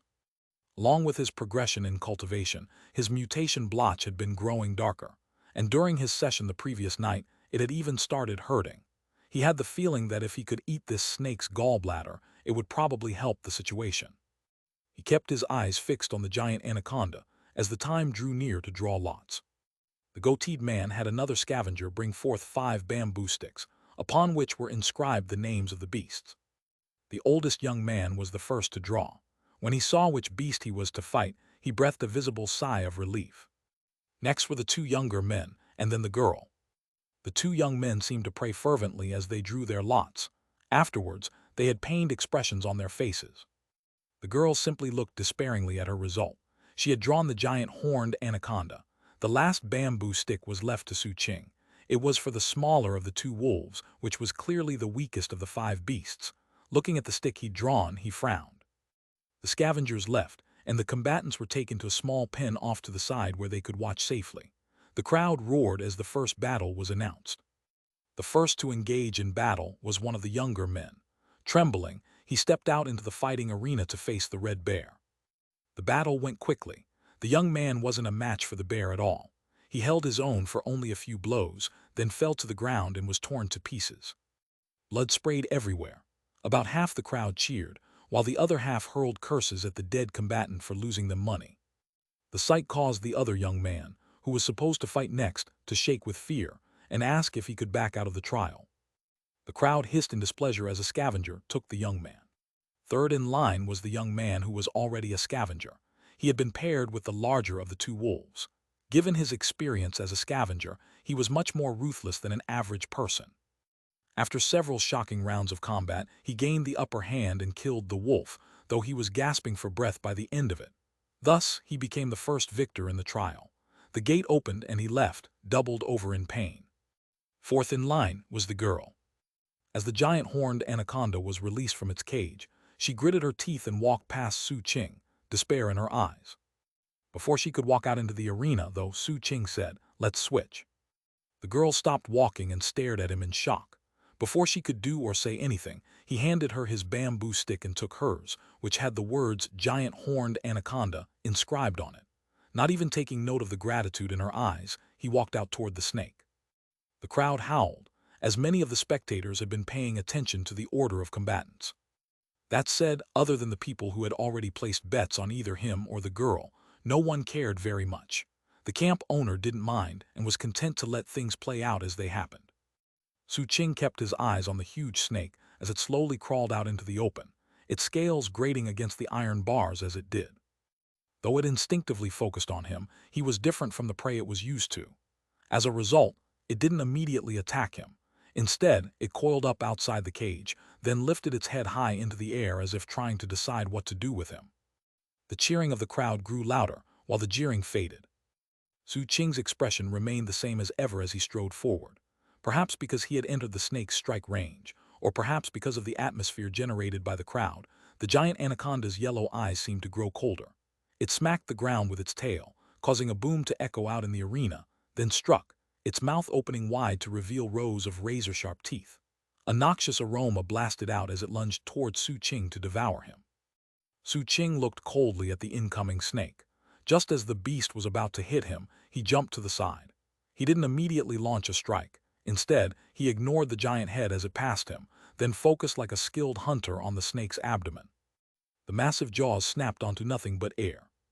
Then the snake growled as it slashed its tail at Xianxia. Acting on instinct, it sent its head and tail into movement as if it were hunting in the wild, making a circle as it seemingly attempted to wrap itself around him. Xianxia remained quiet and focused on the abdomen. As the tail neared, he clenched his right hand into a fist and struck out. Bam! He had only trained in the sea and mountain incantation up to the first level, but even that gave him a significant boost to the strength of his fleshly body. He struck the tail, sending it flailing off to the side. The anaconda was clearly hurt, but it wasn't a fatal blow. In fact, it seemed to make it angry. Eyes burning, it struck again at Xianxia with its massive jaws wide open. However, that was when Xianxia's eyes glittered as he found the opening he'd been looking for, and he stepped right toward the snake. With his right fist, he unleashed a vicious punch, then a second and a third. Fists rained down furiously. His onslaught forced the snake into retreat, then it shrieked as it tried to wrap itself around him. However, his punches were so forceful it had no hope of succeeding. Finally, the blows landing on its abdomen caused the weak scales there to shatter and blood to spray out. The thing was obviously badly hurt. Seeing this, Su Qing didn't give it a chance to shift position. Eyes flashing coldly, he used his left hand to pull out his dagger, which he plunged right into the anaconda's flesh. Then he ripped the blade through the creature. Blood sprayed everywhere as the giant horned anaconda shrieked. A shocking and ghastly wound opened up on the serpent's belly, revealing the gallbladder inside. The snake was huge, but that was because of its mutations. As a result, the gallbladder was actually small, roughly the size of a chicken egg. Without the slightest hesitation, Su Qing plunged his hand inside, grabbed the organ and ripped it out. The snake howled. Blood rained down onto the sandy soil underfoot. Ignoring the gore, Su Qing held the gallbladder for a moment as he looked around at the scavengers. Then he put the organ in his mouth and swallowed it. Meanwhile, the snake, which was still alive, thrashed about, howling. Eyes wild, it once again lunged at Su Qing, as if hoping to swallow him alive.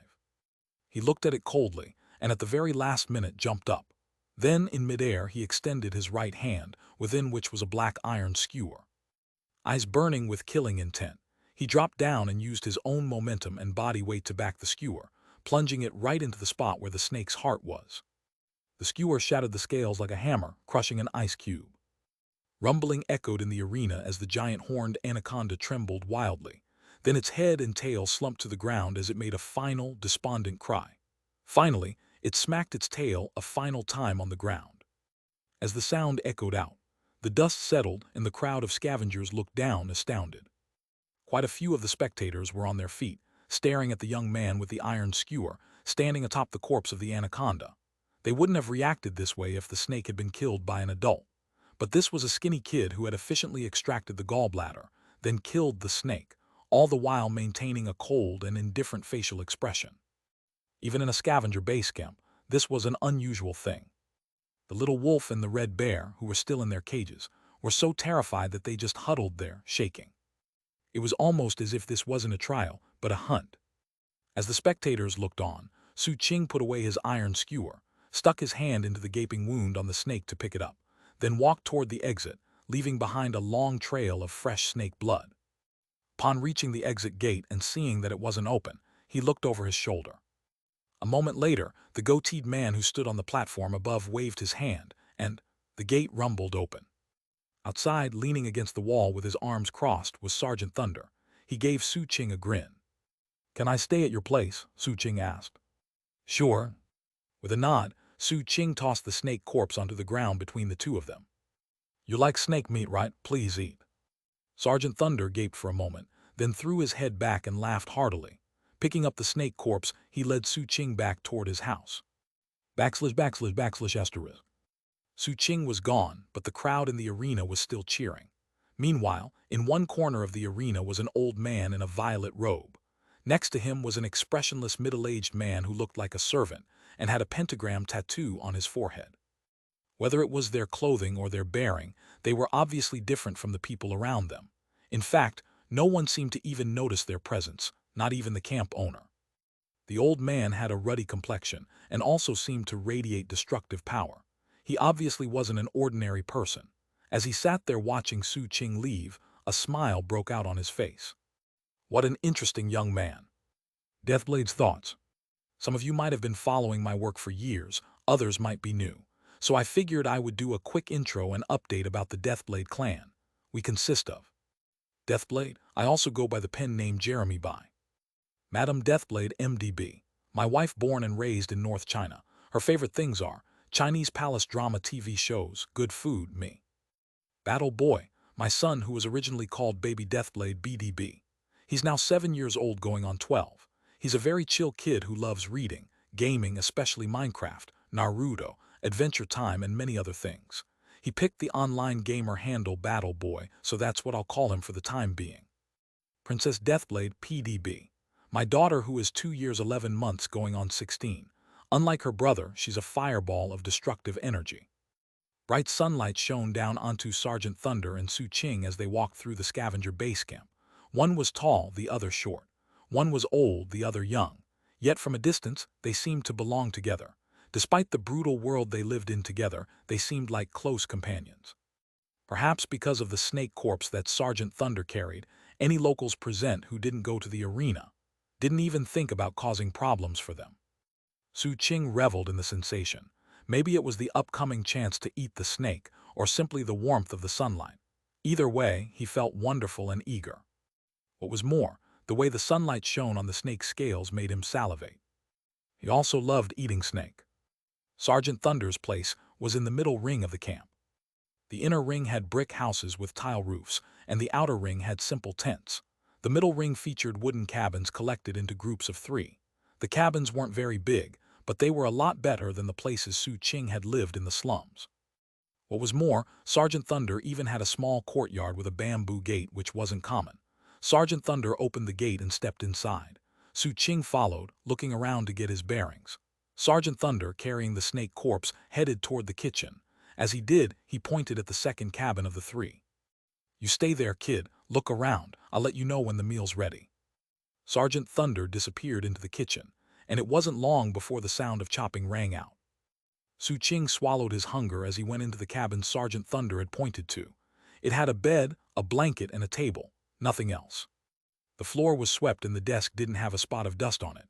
Clearly, someone kept the room clean and opened it often to get sunlight. Su Qing couldn't have been more pleased. He didn't like big rooms. He preferred places he could take in with a single glance. He felt safer that way. After looking at everything, he glanced at the neatly made bed, but decided not to get on it. Instead, he sat down on the ground. Closing his eyes, he started working on his daily cultivation. As the spirit power poured into him, he heard the faint sound of cooking oil popping and hissing in the kitchen. Before long, a fragrant aroma drifted in through the cracks in the wall, filling his small room and making his stomach grumble. It smelled wonderful. At a certain point, his throat twitched and he opened his eyes. He had lived for years in the slums and couldn't remember ever smelling something this wonderful. Trying hard to ignore the cries of his stomach, he closed his eyes again and went back to cultivation. Just like that, time slipped by slowly but surely. Eventually, evening came. He was just finishing his cultivation when Sergeant Thunder called to him from outside. His eyes snapped open. Rising to his feet, he walked out and saw the old man beckoning at him from the kitchen. Su Qing stopped at the door and looked inside to find a table filled with 7 or 8 dishes. There was fried snake, braised snake, steamed snake, snake soup, and more. It really was a serpentine banquet. Sergeant Thunder clearly was a master of the culinary arts. Everything looked and smelled amazing. In fact, Su Qing's eyes went wide looking at it all. Sergeant Thunder chuckled, turned, and began to set the table. Su Qing walked inside, the aroma growing stronger around him as he did. However, he didn't sit down. Instead, he waited for Sergeant Thunder to set out the bowls and chopsticks. When he did, he set the table for 3. The sight of 3 sets of tableware caused Su Qing to momentarily stop focusing on the amazing food. Looking cautiously at Sergeant Thunder, he quietly asked, "Is someone else coming?" "Don't worry, it's just a habit of mine. The 3rd set is for someone who will never come." A flicker of reminiscence passed through Sergeant Thunder's eyes a moment before vanishing. He sat down. Su Qing nodded and also sat. Unable to restrain himself, he reached out and grabbed a piece of fried snake and shoved it in his mouth. It was burning hot, but it tasted amazing, very juicy. Swallowing a bite, he licked his lips and reached for the braised snake. Sergeant Thunder cleared his throat. "Use chopsticks." "Oh?" Su Qing took a pair of chopsticks, fiddled with them briefly, then stabbed them into a piece of braised snake. Neither of them talked as they ate. They just enjoyed the meal. Sergeant Thunder ate slowly, taking only 2 or 3 bites from each dish. It seemed at odds with how scavengers usually acted. On the other hand, Su Qing ate like a ravenous wolf, consuming far more food than Sergeant Thunder. Seeing how Su Qing was eating, Sergeant Thunder eventually said, "How come you aren't picking at it like you did with the steamed buns?" Su Qing swallowed a chunk of snake meat, looked up and said, "The steamed buns were yours. This snake meat is mine." Sergeant Thunder wasn't sure whether to laugh or cry. He just sat there watching Su Qing stab things with his chopsticks and slurp the snake soup. However, he also noticed that Su Qing left plenty for him to eat, yet didn't hold back in devouring his own portion. "That snake was big," Sergeant Thunder said. "I think it'll take half a month to eat it all. Plus, the skin and bones are worth quite a bit." "I'll pay the rent in full," Su Qing said. "Don't deduct the value of the snake." As far as he was concerned, the snake meat would make up for the steamed buns and the sleeping bag, and the skin and bones would cover Sergeant Thunder's silence regarding the fate of Cruel Ox. That wouldn't leave any extra for the rent. In terms of Sergeant Thunder taking him out of the ruins into the base camp, he would treat that as a favor. Paying back a favor with material things didn't seem right, but Su Qing wouldn't forget it. Sergeant Thunder looked at him for a moment and could see how serious he was. Su Qing was obviously a person who knew whom to show gratitude to and whom to feel resentment against. Sergeant Thunder nodded. "I bet you have some questions about who I am, right, kid?" Su Qing didn't respond, but he slowed down in eating. "People call me Sergeant Thunder. That's not my real name, but it doesn't matter. Nobody in scavenger base camps uses their real name." Sergeant Thunder picked up a chunk of steamed snake and put it in his mouth. "The reason for the name is that I have a group of friends here that I trust with my life. We call ourselves Squad Thunderbolt. I know, it's not the most inventive name. We take whatever work we can get, and it's only when we get something really difficult that we work together. Including me, there are 4 members. As of right now, the other 3 are out on assignments. However, they'll be back soon, and I'll introduce you to them. I want you to be our newest member. That's how you'll earn money to live on and resources for your cultivation." Apparently, Sergeant Thunder was full, as he set his chopsticks down and looked at Su Qing. Su Qing wasn't surprised that Sergeant Thunder knew he practiced cultivation. If he could tell that Sergeant Thunder was a rogue cultivator, it made sense that the man had noticed the same thing about him. "Okay," Su Qing said with a nod. He had no reason to hesitate. In fact, he felt relieved. Living in the slums, he had long since learned that people didn't give you things or offer help without wanting something in return. "Keep eating," Sergeant Thunder said. "I'm old, so if I eat too much, I have digestion problems." Clearing his throat, the old man stood up and stepped to the door. "Spirit power is like poison. If you rush it, you won't get far without the mutagen spreading within you. You should really go for slow and steady over fast and aggressive." Su Qing didn't say anything in response. Sergeant Thunder looked back at Su Qing and shook his head. "That said, focusing on cultivation is the right thing to do. The forbidden region next to this base camp is different from the place you came from. The reason so many fugitives and rogue cultivators gather in this area is because of the resources to be found there. If you're going to live here, you'll have to go inside eventually. So you really do need to work on your cultivation." With that, the old man left. Left alone, Su Qing finished all the snake meat. However, he didn't just go back to his cabin. He collected all the bowls and chopsticks, cleaned the kitchen, and then returned. Sitting down cross-legged, he started cultivating again. Su Qing knew that if he didn't want to be weak, if he didn't want to struggle through life, and if he didn't want his survival to be controlled by other people, then he had to get stronger. There were a lot of rogue cultivators in the scavenger base camp.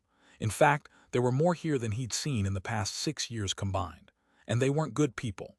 If the slums had been a kennel of dogs, this place was a den of wolves.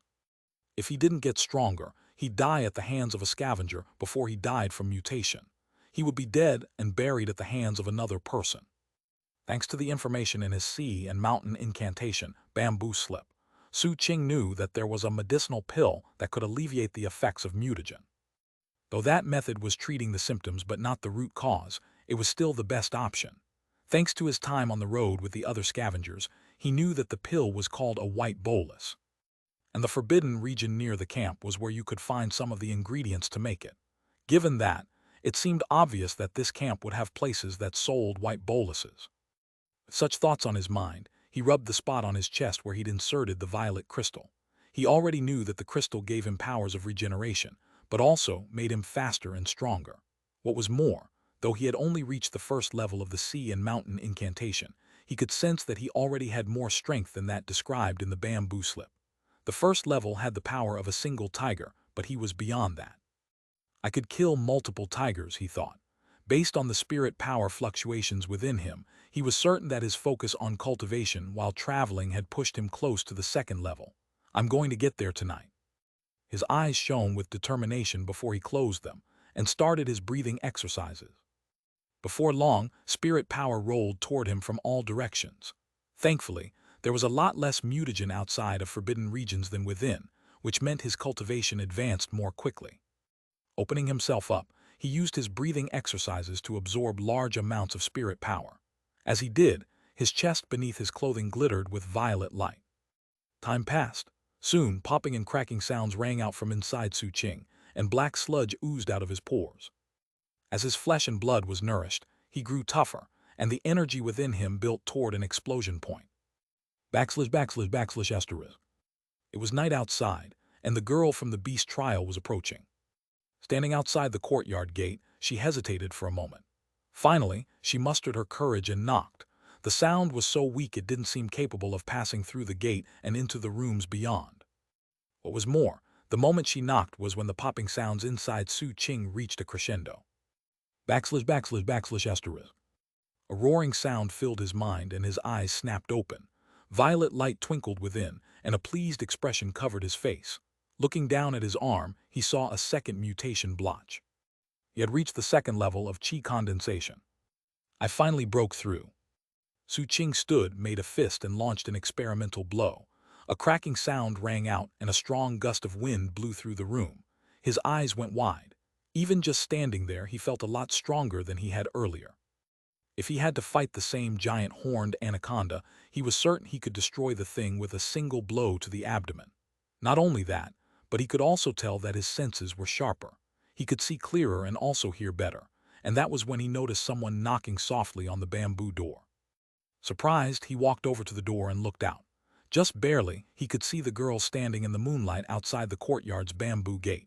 She looked hurt, and she was also shaking visibly. He frowned and decided just to ignore her. However, she persisted in knocking. Finally, he opened the door and stepped out.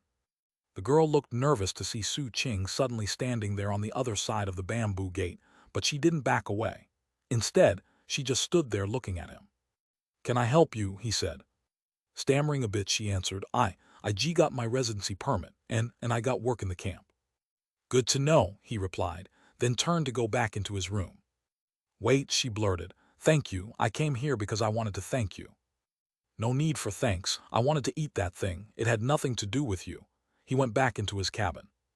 Looking at his back, the girl raised her voice and said, "It doesn't matter. I still want to thank you, and I'll repay you one day." Turning, she staggered a bit as she walked off into the night. Su Qing watched her leave, then closed the door, unconvinced she would follow through on her words. Inhaling deeply, he took some more time to examine the changes inside of him. He now felt a lot more confident in being able to survive. However, the pain in his arm, which he presumed was from the mutagen, was more intense. Not even eating the snake's gallbladder had done much to alleviate the mutagen effects. It was quiet this late at night. He didn't hear any beast sounds echoing across the camp. Walking to the bed, he looked down at the clean blanket and then at his filth-covered clothing. After some thought, he took the blanket off, rolled it up, and put it to the side. Then he lay down on the wooden bed slats. Acting on instinct, he pulled out his black iron skewer and tried to get to sleep. That skewer was his most trusted companion. He had found it years ago while rifling through a pile of trash. Thinking that it seemed sharp and strong, he'd kept it at his side ever since, and it was now his preferred weapon. "I need to find a place that sells white boluses." He rubbed his sack, which contained all of his belongings and savings, including a few gemstones he'd found back in the ruined city. That said, he wouldn't keep a lot of gemstones on himself. That was just a way to get in trouble. He'd learned that at a young age. Wrapped up in his thoughts, he eventually closed his eyes. However, he never released his grip on his iron skewer. The night passed, and eventually sunlight seeped in from outside. Su Qing woke. Stepping outside, he looked over at Sergeant Thunder's cabin only to realize the old man was gone.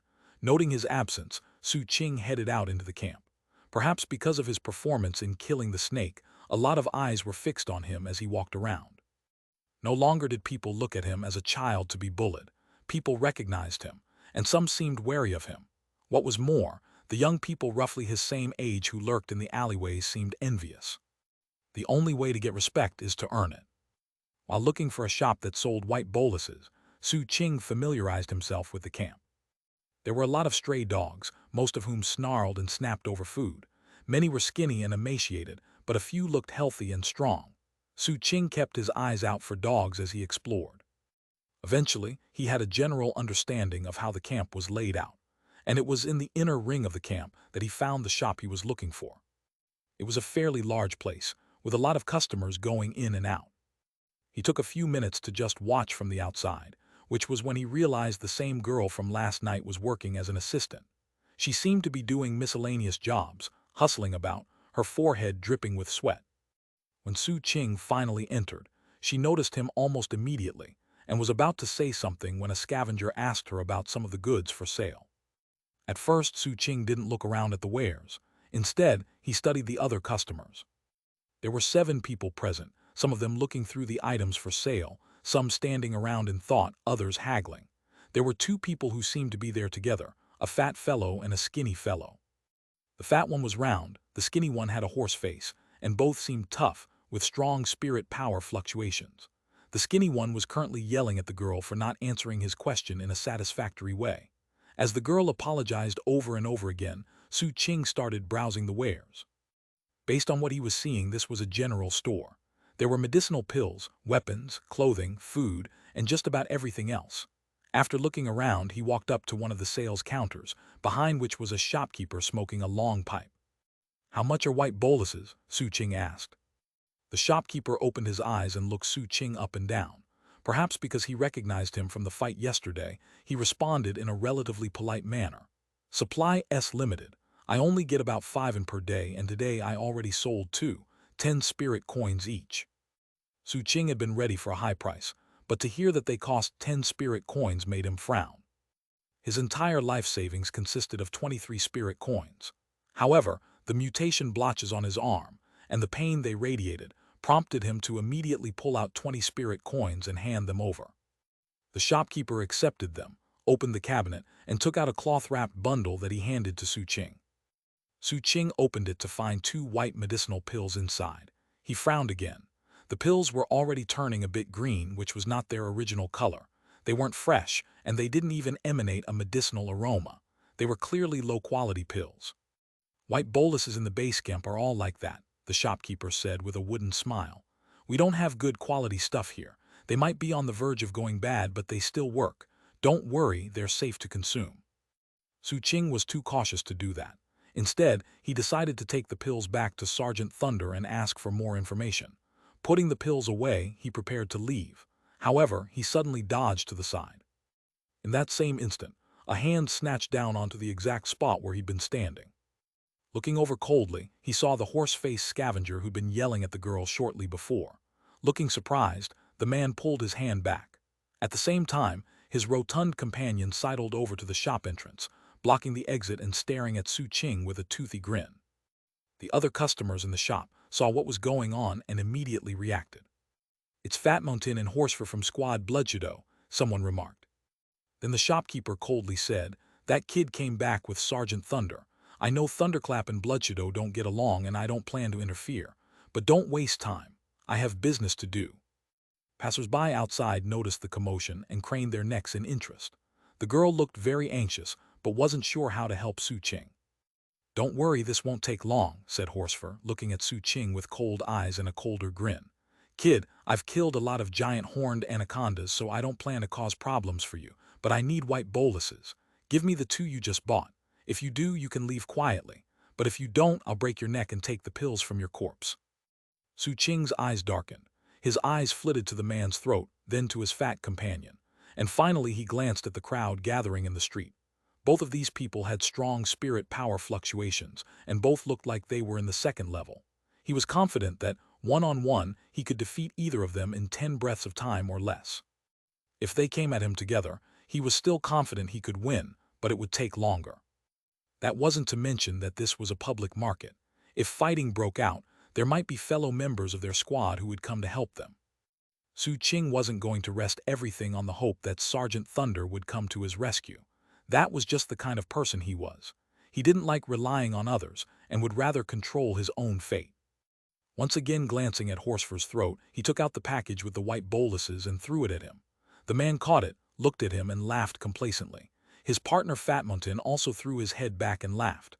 Meanwhile, Su Qing simply started walking. The crowd both inside and outside the shop seemed to take all of this as a matter of course. Everyone knew that the weak are the prey of the strong. It was a natural law, and when the weak could adapt to circumstances, it meant that they knew how to stay alive. The girl sighed in relief, wiped the anxious sweat from her brow, and continued working. As for Fat Mountain and Horsefur, they swaggered out of the shop, joking and laughing with each other as they walked down the street. However, neither of them noticed that they were being followed. Su Qing stayed behind them in the shadows, patiently keeping pace, being careful not to reveal his presence. His eyes were like those of a wolf stalking its prey. Time passed. Eventually evening arrived. Fat Mountain and Horsefur visited a number of locations in the camp. Not once did they ever realize they were being shadowed. Soon the moon hung high in the sky, which was when they finally parted ways. Fat Mountain sat down at the bonfire near their residence, while Horsefur strolled toward the periphery of the camp and the feather-covered tents, a licentious grin on his face. Just before he arrived at his destination, he heard a sound in the darkness behind him.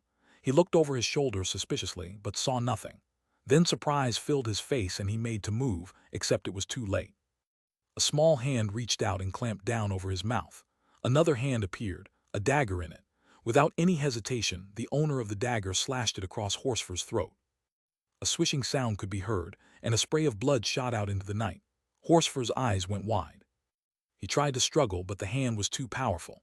Then, the person holding him dragged him backward. He flailed his feet, but they found no purchase on the ground. Moments later, he was being dragged like a chicken onto the ground in a dark alley.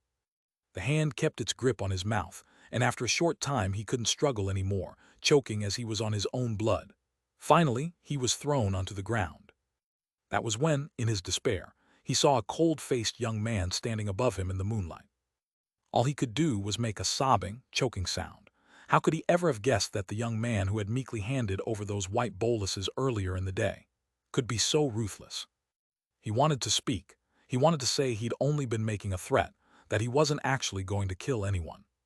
But the blood clogging his throat made it impossible for him to speak. He could only gag as he looked hopelessly at the young man rifling through his pockets. Eventually, Su Qing found his white boluses plus 5 more. He also found some spirit coins and a few other random items. After taking them, he ignored Horsefur's terrified expression and pulled out his severed snake head. After carefully opening it, he exposed the fangs and pierced Horsefur's skin with them. Horsefur started convulsing. Then the skin surrounding the puncture marks started to melt as agony spread through him. Eventually, Su Qing reached down and closed his eyes.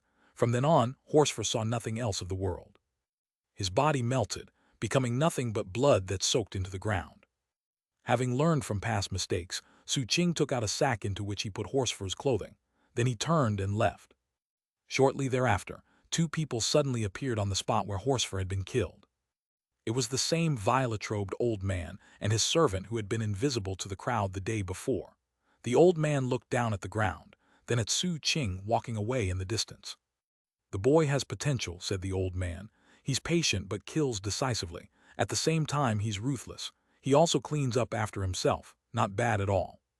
The servant seemed surprised. He had served this old man for years and rarely heard him say "not bad at all" about others. Already, he'd praised this young man twice. "An interesting young man indeed," the old man said with a smile. Then he casually asked, "How long until Grandmaster Bai arrives?" Looking away from Su Qing, the servant said, "Master 7th, according to Grandmaster Bai's itinerary, he should be here in a day or 2. So he's almost here. In that case, I'm going to do my best to convince him of the truth. Over in the Violet Lands, they're always jabbering on and on about following the rules. He'd be much better off joining us in 7 Blood Eyes." The old man laughed contentedly as he watched Su Qing disappearing in the distance. "Let's go. I want to see what this wolf pup does next." Deathblade's thoughts. Thanks to Unified Divide for joining the team as official proofreader. He has a sharp eye for mistakes and typos. Hopefully, this will up the quality. As always, if you notice any mistakes, please do notify me in whatever way works the best for you. Usually a DM is best, as it's easy to miss comments on WW. It was the 3rd lunar month, so the weather was starting to get warmer. However, it was still cold. To someone who just emerged from a forbidden region, that level of cold wasn't even noticeable. But after staying outside in it for long enough, it would slowly cause frigidness to seep into the bones. Of course, the nights were icier. However, Su Qing didn't let the frigid wind slow him down. He just wrapped his leather jerkin around himself a bit tighter. He still had a matter to attend to, and thus, he moved carefully through the shadows of the base camp. He ran into occasional stray dogs that bared their teeth at him, but upon seeing the bloodthirsty look in his eyes, they scurried away. Su Qing didn't bother them after they fled. Eventually, he reached a cabin in the middle ring.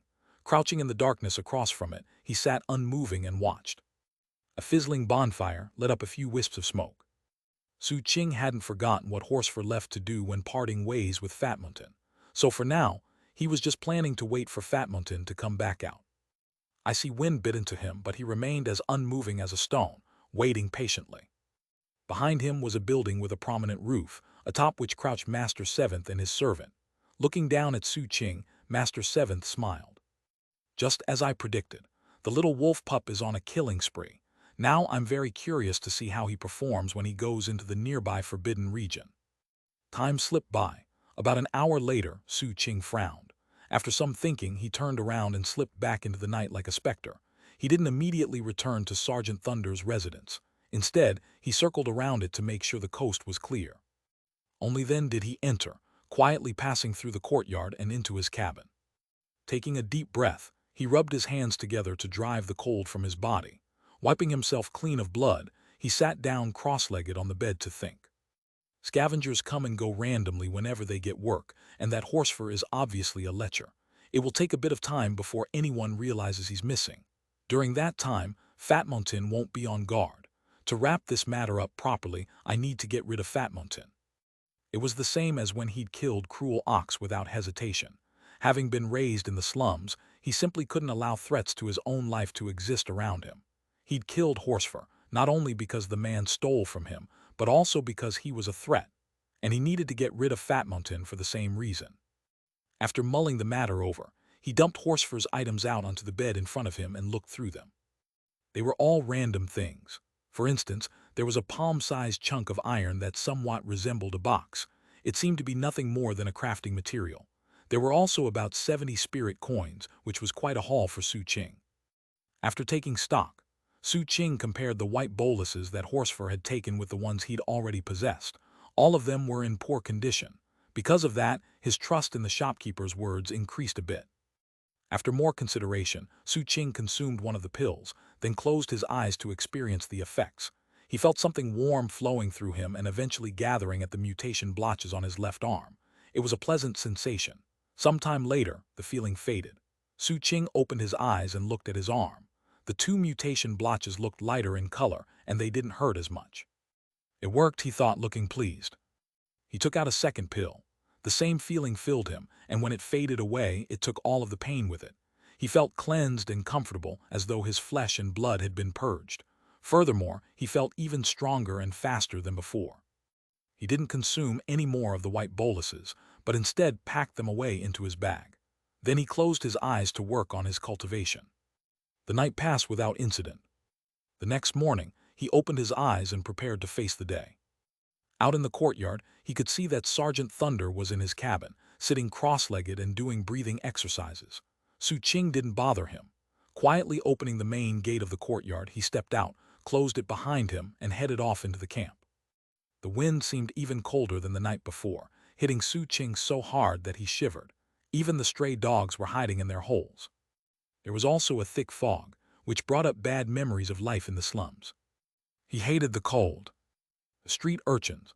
A cold wind was like a catastrophe that you had to struggle against just to survive. Because of that, as Su Qing made his way through the cold wind and happened to pass a clothing shop, he stopped walking and looked over.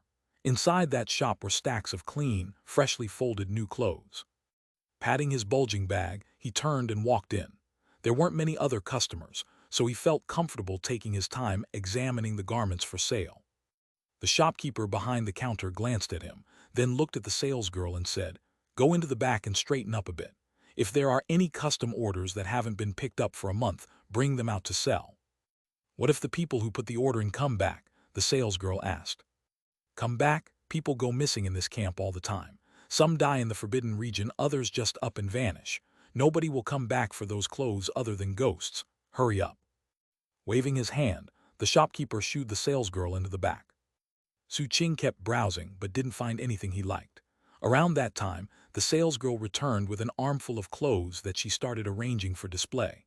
Looking over, Su Qing's eyes flashed when he saw a dark fur overcoat among the items. After enough time had passed for an incense stick to burn, Su Qing walked out of the shop wearing the overcoat. It wasn't very heavy and did a great job of keeping out the cold. At the very least, he felt a lot warmer than he had with the other coat. That said, the large overcoat didn't quite fit his small frame, so it looked a little odd. Su Qing didn't care. In fact, he was so happy about the new overcoat that he went out of his way to avoid any mud in the street as he walked. His first inclination was to go find Fat Mountain, until he noticed some sort of commotion on the periphery of the camp. In fact, many scavengers were heading in that direction. Su Qing looked over. Beneath the rays of the rising sun, he saw a dozen or so horse carriages majestically approaching. The people riding on the outside of the carriages seemed to be nothing more than drivers and guards, but they were dressed lavishly. They had ruddy faces and sparkling eyes, and all of them radiated astonishing spirit power fluctuations. It was impossible to tell who was inside the carriages, but Su Qing had to guess that they were important. He had heard Sergeant Thunder mention that caravans like this would often come to the base camp. Usually, they were merchants who dealt in seven-leaf clover, which was used to create white boluses. Fat Mountain was in the crowd who'd assembled to look at the carriages. After noticing him, Su Qing didn't pay any attention to the newcomers, and instead narrowed his eyes and started following the rotund man. The arrival of the carriages threw the entire camp into high gear. It turned into a market day, and thanks to the commotion, Su Qing didn't find any opportunities to deal with Fat Mountain. Late that night, he could only watch as Fat Mountain went back into his cabin. Tucking his dagger into his sleeve, Su Qing left. He hadn't found his chance, but he was a patient person. Returning to his cabin, he sat down in his new overcoat to meditate. Later, he fell asleep with the overcoat on. It wasn't until the next morning at dawn that he actually took the coat off. As he prepared to go out into the camp, he put on his old, ratty jerkin from the ruined city. Looking at his new overcoat laying there on the bed, he wondered if he'd been too impulsive the day before. Clad in the old threadbare garment, he headed into the base camp, browsing market stalls and peering at the area where the horse carriages were stationed. Of course, the reality was that he was looking for Fat Mountain. Off in the distance, Master Seventh sat on a rooftop yawning. Looking at the carriages, then Su Qing, he asked his servant, "Did you send the invitation to Grandmaster Bai?" "Yes, Master Seventh." He replied that he fell ill recently. "Fell ill? He's a doctor, isn't that?" "Wait." Looking surprised, Master Seventh said, "The kid was wearing new clothes yesterday. Why did he change back to the old outfit?" Even as Master Seventh puzzled over the matter, down in the crowd, Su Qing caught sight of Fat Mountain and started following him. And that was how the day passed. As night arrived, just when Su Qing was thinking Fat Mountain would return to his cabin, he instead found the man was heading toward the outer ring of the camp. Relatively speaking, it was a remote location. "Did he notice me?" Frowning, Su Qing looked into the fog through narrowed eyes. Instead of following, he glanced around to make sure he himself wasn't being followed, then took a different route that got him to the outer ring before Fat Mountain. After making sure he wasn't being led into some sort of ambush, he found a shadowy area to conceal himself. A moment later, Fat Mountain arrived. He stopped walking. "I realized yesterday that you were following me, Horson," he called out. "Step out into the open. This place is remote enough that it's easy to get rid of bodies here. If you don't face me now, then next time I'll come after you with friends. You might have Sergeant Thunder watching out for you, but Squad Bloodshadow has ways to deal with you regardless." Given the man's words, Su Qing saw no reason to keep hiding. He stepped out. Fat Mountain looked at him. "Horsford didn't accept some secret job. You killed him, didn't you? I guess I underestimated you." Smiling wickedly, he took a step in Su Qing's direction. "That's fine. I never liked Horsford. If you hadn't killed him, I would have done it myself sooner or later. Therefore, I should be thanking you. I couldn't care less that he's dead, except I happen to know his sack had something really amazing in it. And now you have it." Fat Mountain eyed the sack at Su Qing's waist, his eyes glittering with greed. Not even waiting for a response, he lunged forward, his rotund frame exploding with speed that surpassed the second level of chi condensation. Intense spirit power fluctuations rolled out of him, making a stream of magic that swept ice-like air toward Su Qing. Fat Mountain definitely wasn't in the second level of chi condensation, but rather the third. Because of that, and because of the item in Horsford's bag, he wanted to take out Su Qing Bai. Su Qing's eyes narrowed. This was his first time facing a cultivator in battle, and his first time seeing someone externalize their spirit power flows. However, he had faith in his own strength and speed. Even as Fat Mountain started moving, Su Qing lunged forward explosively. In the blink of an eye, he evaded Fat Mountain's attack, leaving the rotund man visibly surprised. Then Su Qing spun behind his opponent, clenched his right hand into a fist, and launched a blow. Su Qing had never unleashed his full strength in a fight. His fist slammed into Fat Mountain, releasing a huge cracking sound. A massive tremor passed through Fat Mountain, and his external energy flow shattered. At the same time, his internal organs shivered, and a great glob of blood exploded from his mouth. The killing intent in Su Qing's eyes grew stronger. Next, he pulled out his iron skewer and jumped toward the retreating Fat Mountain, aiming the skewer toward his head.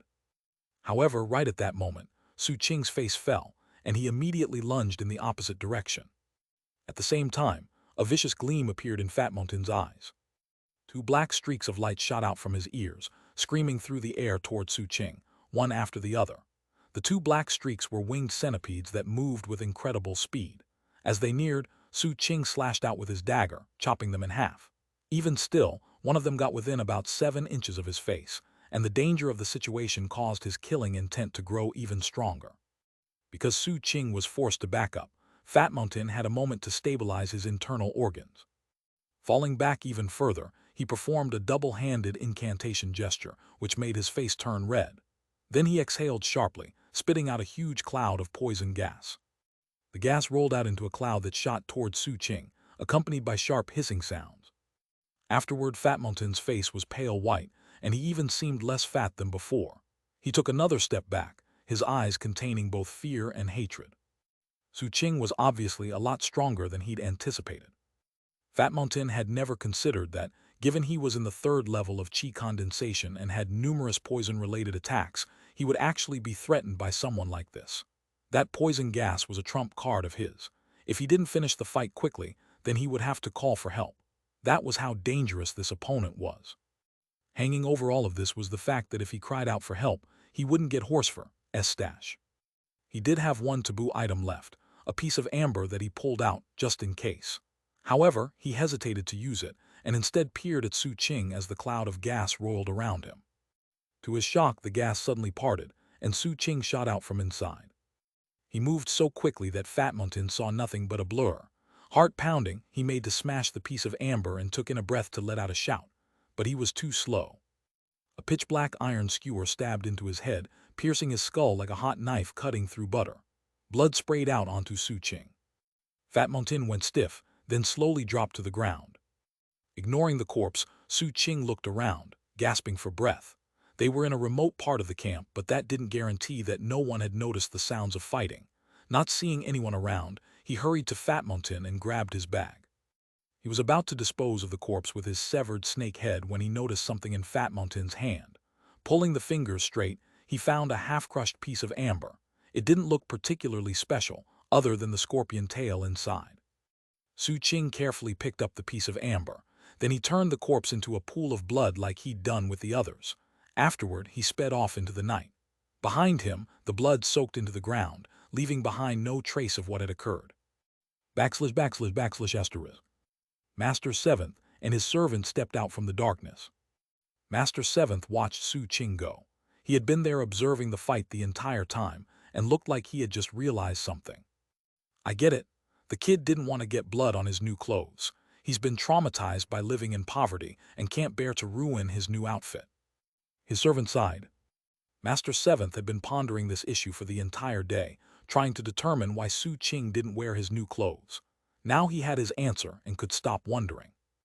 Late in the night, Su Qing sped through the camp like a cat, nimble and silent. Occasionally, he reached up and clamped his hand over his mouth to prevent himself from coughing. At first, it didn't hurt much, but as he continued to force himself not to cough, his lungs began to burn and his face turned pale white. Thankfully, the camp wasn't very large, and it didn't take long to reach Sergeant Thunder's courtyard and his own cabin. Instead of rushing inside, he stood a short distance away, trying to steady his breathing. After inhaling and exhaling, he started walking again. Opening the bamboo gate, he looked around, then entered his cabin. Once inside, he couldn't control himself anymore and coughed up a huge mouthful of black blood. When it splashed on the ground, it hissed loudly. After coughing up the blood, some of the color returned to his face. Gasping, he dropped into a cross-legged position and went into meditative breathing exercises. Time passed. Finally, he opened his eyes. What a powerful poison! The cloud of gas Fat Mountain had used was indeed highly poisonous. However, if Su Qing hadn't taken the action he did, Fat Mountain might have been able to call for help, and that would have made things a lot more difficult. Even if Su Qing had pretended to be injured, he doubted it would have been enough to fool Fat Mountain and get the upper hand. Once the man realized he was being followed, he had manipulated the situation perfectly. His only mistake was underestimating how strong Su Qing was. In the end, Su Qing had trusted the violet crystal in his chest and its powers of regeneration.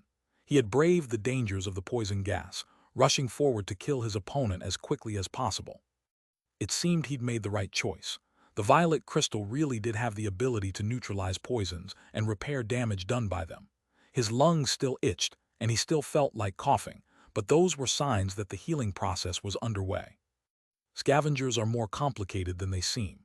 Now that I think about it, if I hadn't hit Horsefur so accurately, and if he'd had a chance to fight back, things would have been a lot more difficult. As he sat there, he ran through both encounters and tried to identify areas where he could have done better. Later, he sighed heavily and looked over the contents of his sack. He knew that he was missing something. Fat Mountain wanted to kill me by himself because he wanted something from Horsefur's sack. He was even ready to hunt me down over it. What's so special about all these things? He dumped the contents of the sack out in front of him, including all the spirit coins. After glancing over the collection, he began studying each item one by one. In that manner, he identified which objects were ordinary in nature, which was basically all of them. In the end, he was left with the piece of iron. Looking at it with a furrowed brow, he tried to determine what was special about it.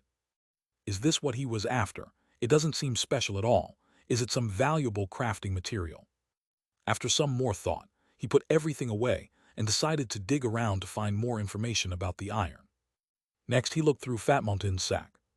It didn't contain any white boluses, but it did have a lot of spirit coins. There was also a large collection of bottles and jars filled with poisonous substances. Su Qing didn't dare to open any of them. Finally, he examined the half-crushed piece of amber that Fat Mountain had been about to use before he died. And what might this be? He was trying to crush it right before I killed him. Realizing that he didn't have enough information to make a determination, he put it away carefully. After finishing with all those tasks, he worked on his cultivation. Now that he was in the second level of qi condensation, he found that, when he went to sleep, he would only need about 2 hours before he was fully rested. Because of that, he was able to spend most of his spare time in cultivation. And now that he didn't need to shadow Fat Mountain, he had even more time. For the entire following day, he remained focused on meditation. It was only as evening approached that he opened his eyes and looked at the door. At exactly the same time, he heard Sergeant Thunder. "Kid, come out into the courtyard." Su Qing stood and walked out. Sergeant Thunder had set up a table in the courtyard, and it was filled with food and drink. Altogether, there were 6 chairs and 6 sets of tableware. Sergeant Thunder beckoned Su Qing to sit down. Given all the bowls and chopsticks, Su Qing could only surmise that people were coming for a meal.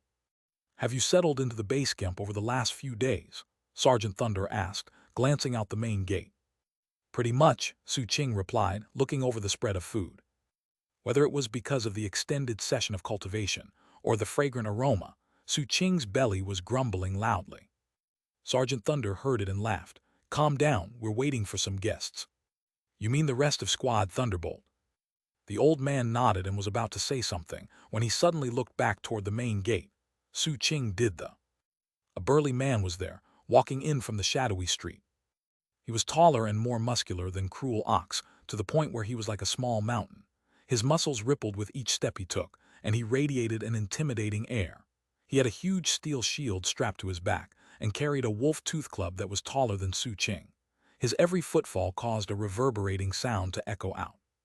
When he stepped into the courtyard, the entire place seemed smaller, and he seemed so powerful that Su Qing felt like he was in the presence of one of the huge mutant beasts back in the ruined city he came from. "Hey boss, I'm back," the big man said, grinning at Sergeant Thunder. Then he looked at all the food and his eyes lit up. He quickly took off his shield and put it to the side along with the wolf tooth club. Both made loud thumping sounds when he placed them down. He sat, and the chair made a very loud creaking sound. The entire time, the man didn't spare a single glance for Su Qing. Sergeant Thunder grinned but didn't say anything, and thus the huge man just sat there looking at the food but not eating any of it. As for Su Qing, he glanced out of the corner of his eye at the shield and the wolf tooth club. Given the sound they made when being put down, they were obviously incredibly heavy. In fact, he bet they weighed more than he did. Not much time passed before the silence in the courtyard was broken again. Two people appeared this time, a man and a woman. The man was young and had a bow on his back. He was tall and thin and had a crucifix-shaped scar on his face that looked like it had been carved into him against his will. That, coupled with his sharp eyes, made him seem very intimidating.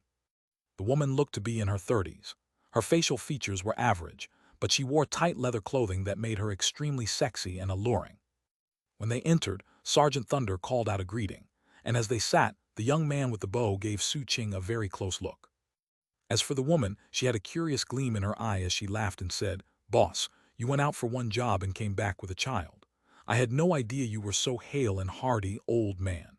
Is that why you called us all back here, to tell us you had a secret love child this whole time?" "He's not the right age," the burly man said. Su-Ching kept his mouth shut, but eased his left leg a bit to the side to make it easy to grab his dagger if he needed to. He had the feeling that it wouldn't help much against three people, and he could tell these newcomers were very strong. In fact, they were probably stronger than Fat Mountain.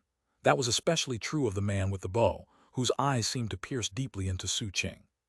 Ignoring the others, Sergeant Thunder looked at Su-Ching, then pointed at the burly man. "This is Savage Ghost. He's reached the 3rd level of body refinement and is a natural-born powerhouse." Sergeant Thunder then pointed at the others and introduced them. Graceful Raptor is in the 3rd level of chi condensation. She can communicate with animals. Most of the stray dogs in the camp are her eyes and ears. Crucifix is at the peak of the 4th level of chi condensation. Few people in the same level could match him. And this is the kid. He's reached the 2nd level of body refinement. The other members of the squad listened respectfully to Sergeant Thunder, as did Su-Ching. "Now let's eat. We can talk at the same time." Sergeant Thunder picked up a piece of meat and started to eat. Then he continued, "The reason I called all of you back is that the spring crop came in early this year, and the camp owner has announced new mission rewards. Whichever party brings in the most 7-leaf clovers will receive 3 dust-purging pills. And as you know, dust-purging pills are far more effective than white boluses. What do you say we head inside to that hidden patch of land we have, and start the harvest early?" In response to his words, the other squad members' eyes shone brightly, and they all nodded. Su-Ching had never heard of dust-purging pills, but based on what Sergeant Thunder said, they were better than white boluses. "Since you're all in agreement, let's get ready to head in, and the kid will be coming along." Savage Ghost said. Crucifix frowned. "Boss, the 2nd level of body refinement is too weak. It means we'll have to look out for him the whole time. It's just not appropriate." "Everybody has to have their first time," Sergeant Thunder said, looking first at Crucifix and then at Su-Ching. "It's your choice, kid." "I can do it," Su-Ching replied with a curt nod. He had 5 white boluses in his sack, and thus didn't feel a huge need to get dust-purging pills. However, he already knew what life in the scavenger base camp was like. He would have to go into the Forbidden Region eventually, and therefore, it made sense to go with a squad of extremely experienced people. He could learn a lot that way. Crucifix didn't say anything further. "Finish eating," Sergeant Thunder said, "then head out for the night. We'll meet in the morning and then head off." With that, he stood and went into his cabin. Su-Ching stabbed a piece of meat and put it in his mouth. Then, with a final glance at the 3 squad members, he went back to his cabin. He never felt comfortable around strangers and had no desire to sit around with them. Nothing happened during the night, and there wasn't much Su-Ching needed to do in the way of preparation. He was used to living in a constant state of readiness. The next morning, they gathered and Sergeant Thunder led the way toward the outskirts of the camp. An azure sky stretched overhead and the sun shone brightly. A hawk circled overhead, seemingly watching them. Similarly, the scavengers they passed in the camp noticed the group. Perhaps that was because of Savage Ghost's towering frame and the alluring graceful raptor. Even some people from the recently arrived caravan looked their way. Actually, there were a lot of scavengers gathered in the caravan area, seemingly waiting for something. Su-Ching hadn't been out for a full day, so he had no idea what was going on. Seeing his curious look, Graceful Raptor smiled and said, "I heard that a caravan from the Violet Lands arrived last night. They have a famous physician with them. He even healed that old pervert lame jackal's hip injury. Now everybody is lining up for treatment." "That physician must make a lot of money," Savage Ghost muttered enviously. Su-Ching felt envious too. After eyeing the scene for a bit, his attention was drawn to something else. He wasn't the only one. Savage Ghost and Graceful Raptor suddenly looked very attentive, Only Crucifix and Sergeant Thunder looked the same as ever. However, they also noticed what was up ahead. There was another squad of scavengers in their path. This one had about 7 or 8 members, including both men and women. All of them radiated an air of brutality. They were clustered around an old man that reminded Su Qing of Sergeant Thunder. The man had disheveled hair and a bloodthirsty gleam in his eyes. Furthermore, he was sitting on top of the corpse of a stray dog and was slowly chewing one of its legs. "Go find Fat Mountain and Horsefur," he said in a sinister tone. "Those bastards, how dare they show up late? Are they tired of living?" This was Squad Bloodshadow. The old man eating the dog meat was Squad Bloodshadow's captain, and he wasn't making any attempt to conceal his spirit power fluctuations. When Su Qing heard him mention Fat Mountain and Horsefur, his eyes narrowed to prevent them from glittering. Meanwhile, Graceful Raptor looked at the dead dog, and her eyes flared with rage and killing intent. That was her dog. It was at this point that Squad Bloodshadow noticed Sergeant Thunder and the others. Grinning atop the dead dog, the old man looked at Graceful Raptor and licked his lips. "Hey, you little tramp, you raised this dog, right? I have to say it's delicious, but it makes me wonder what you taste like." The outright provocation from Squad Bloodshadow caused killing intent to surge in Graceful Raptor's eyes. But instead of taking action, she turned to look at Sergeant Thunder. Sergeant Thunder's expression was the same as ever as he simply said, "Crucifix." Without a single word, Crucifix took the bow off his back, knocked an arrow and shot it into the sky. It whistled as it ascended like a reverse lightning bolt, and a moment later it pierced right into the hawk circling overhead. Blood exploded like red flower petals, and a miserable shriek rang out as the hawk fell. A moment later, it smacked into the ground right between the two squads. Meanwhile, one of the members of Squad Bloodshadow staggered in place, his face turning as pale as death as he coughed up a mouthful of blood. The hawk was his. But unlike Graceful Raptor's dog, this animal was connected to him with spirit power, allowing him to control it. When it got injured, so did he. The other Bloodshadow members glared with killing intent, but their captain gestured for them to stay in place. Getting off the dog, he ignored Graceful Raptor and looked at Sergeant Thunder. Sergeant Thunder looked back at him with icy eyes. The two faced off for a long moment, then both of them gave cold harumps. "Let's go," Sergeant Thunder growled, and he led the squad forward, including Su Qing. To Su Qing, the animosity between the two squads was palpable. After they were further along, he looked over his shoulder and realized the members of Squad Bloodshadow were still waiting for Fat Mountain and Horsefur. Of course, those two would never arrive.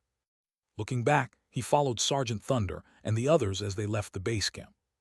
Su Qing remembered thinking the Forbidden Region wasn't very far away, but it took longer to get there than he imagined. They hiked for about an hour before the black jungle appeared in front of them.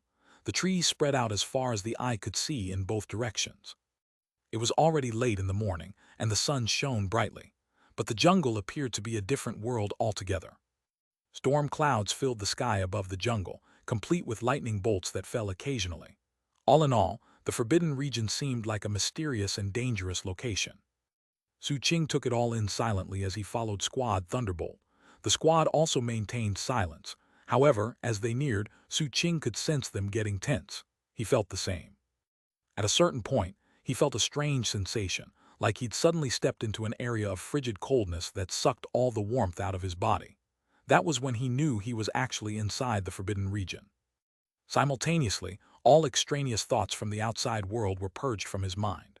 The familiar, sinister coldness seeped into his bones, immediately reminding him of the ruined city and the blood rain. He took a deep breath and maintained full vigilance, keeping a tight grip on his iron skewer, just like back in the ruins. One main difference was that the city was full of crumbling buildings, whereas this place. Twisted trees loomed like evil ghosts. The mud beneath their feet was as rotten as the soil of the yellow springs. Leaves clawed toward the sky like fangs and talons. The members of Squad Thunderbolt took it all in stride. With weapons strapped to their backs, they walked carefully along what was obviously a familiar path. Some areas seemed completely ordinary, but they avoided them, and some areas seemed very dangerous, yet they walked right through them. In this manner, they avoided numerous hazards. Su Qing kept pace, paying close attention to everything. One strange thing he noticed was that Sergeant Thunder didn't always take the lead. Sometimes Savage Ghost was in front, other times it was Graceful Raptor. They seemed to be taking turns. They moved forward steadily, and despite the occasional howl of a beast, Su Qing felt relatively safe. Occasionally, venomous insects would appear, whereupon graceful raptor would light some special incense to drive them away. After 2 hours of hiking without a single word spoken between anyone, they took a break next to a muddy marsh. Su Qing watched as graceful raptor took out a medicinal powder and threw it out over the mud. Moments later, a host of venomous insects burrowed out, and though they seemed about to attack, graceful raptor calmly took out another type of powder and scattered it over them. The insects scattered in all directions, and a moment later, the marsh was quiet. With that accomplished, the squad members began taking mud and smearing it on themselves.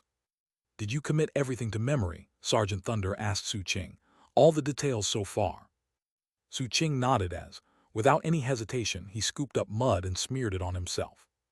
"We avoid any areas where the fallen leaves are piled up," Sergeant Thunder continued. "The reason being we know the beasts avoid those parts, otherwise the leaves would be crushed. We follow paths where we can see animal droppings. Obviously, the animals will instinctively pick safe paths. At the very least, there won't be a lot of hazards or deadly quicksand pits. Savage Ghost has a very acute sense of smell. He can detect the scent of dangerous mutant beasts, allowing us to avoid them. Obviously, there's a lot for you to learn. Just remember as much as you can." When Savage Ghost was mentioned, Su Qing looked over at him. The burly man looked back at him and flashed a grin. Continuing to spread mud over himself, Sergeant Thunder continued. "Years ago, we discovered that this marsh contains the shed skin of night lizards. By smearing the mud on us, we can conceal our aura and also repel many other dangerous creatures. North of us is the poisonous dragon pond. This forbidden region has been explored enough that we scavengers have divided it into distinct regions. One of those regions is the poisonous dragon pond, but we're not headed there today. Instead, we'll keep going straight." By this point, Su Qing was finished with the mud. At the same time, Crucifix walked past. Yesterday, Crucifix had spoken against Su Qing's involvement, but now he offered a bit of advice. "Pay attention to your mutation blotches. Forbidden regions have a lot of mutagen. If you surpass your mutation limit, nobody will be able to save you." Su Qing nodded, though the advice was unnecessary. He had already come to sense how strong the mutagen here was. It was weaker than it had been back in the city ruins, but he knew he had a high concentration of mutagen built up within. Even when he wasn't practicing cultivation, just breathing was enough to cause the mutation blotches on his arm to throb. Taking out a white bolus, he put it in his mouth and let it sit on his tongue to slowly dissolve. Eventually, everyone was coated with mud, and they started moving again. However, the path they followed was very different from any of the paths they'd traveled so far. They moved slowly, and everyone kept their weapons in hand and ready to use. Su Qing couldn't help but study those weapons. Savage Ghost had his steel shield and wolf tooth club, Sergeant Thunder had his fighting gauntlets, Crucifix had his bow, and Graceful Raptor carried a gleaming sawtooth dagger. Su Qing's days spent following Fat Mountain hadn't come without benefit. His sharp sense of hearing had enabled him to listen in on quite a few conversations among various scavengers, and he had learned quite a bit. For example, he knew that weapons were generally classified as being magical treasures, talisman treasures, or prized treasures. Magical treasures were exceedingly rare and legendary items. Supposedly, all such items were polluted with mutagen of varying levels. Using such treasures would increase their mutagen levels, essentially making them non-renewable resources, and as such, they were extremely precious. Magical treasures were also the reason living treasures came to be. Sometimes, people were raised from childhood for the express purpose of diluting the mutagen in magical treasures. Sergeant Thunder had said as much. After the magical treasures came the talisman treasures and the prized treasures. Talisman treasures were also rare, but compared to magical treasures, they were easier to acquire. Prized treasures were the most common of all and could be crafted from special materials. Because of that, even ordinary people could sometimes get them. Su Qing's iron skewer was a prized treasure, and so were the weapons wielded by Squad Thunderbolt. Time passed as Su Qing followed the group deeper and deeper into the forbidden region. On a few occasions, they ran into small groups of mutant beasts that Savage Ghost handled by himself. A few stronger beasts were taken out by Crucifix's bow. Graceful Raptor relied mostly on magical techniques and could intimidate beasts into freezing in place. Su Qing had a taste of the action when a viper attacked the group from behind. He simply grabbed the thing and crushed it to death. Eventually, Crucifix seemed to realize that Su Qing wasn't making any amateur mistakes, and the disdain in his eyes slowly began to fade. He even started teaching Su Qing a few things. The forbidden region seems dangerous, kid, but to experienced hands like us, there are basically only 3 things to worry about. Commit all this to memory. The first is that in the depths of the forbidden region, you're likely to run into mutant beasts you've never seen before. But that rarely happens on the periphery, which is where we normally operate. If it happens, it can be very dangerous.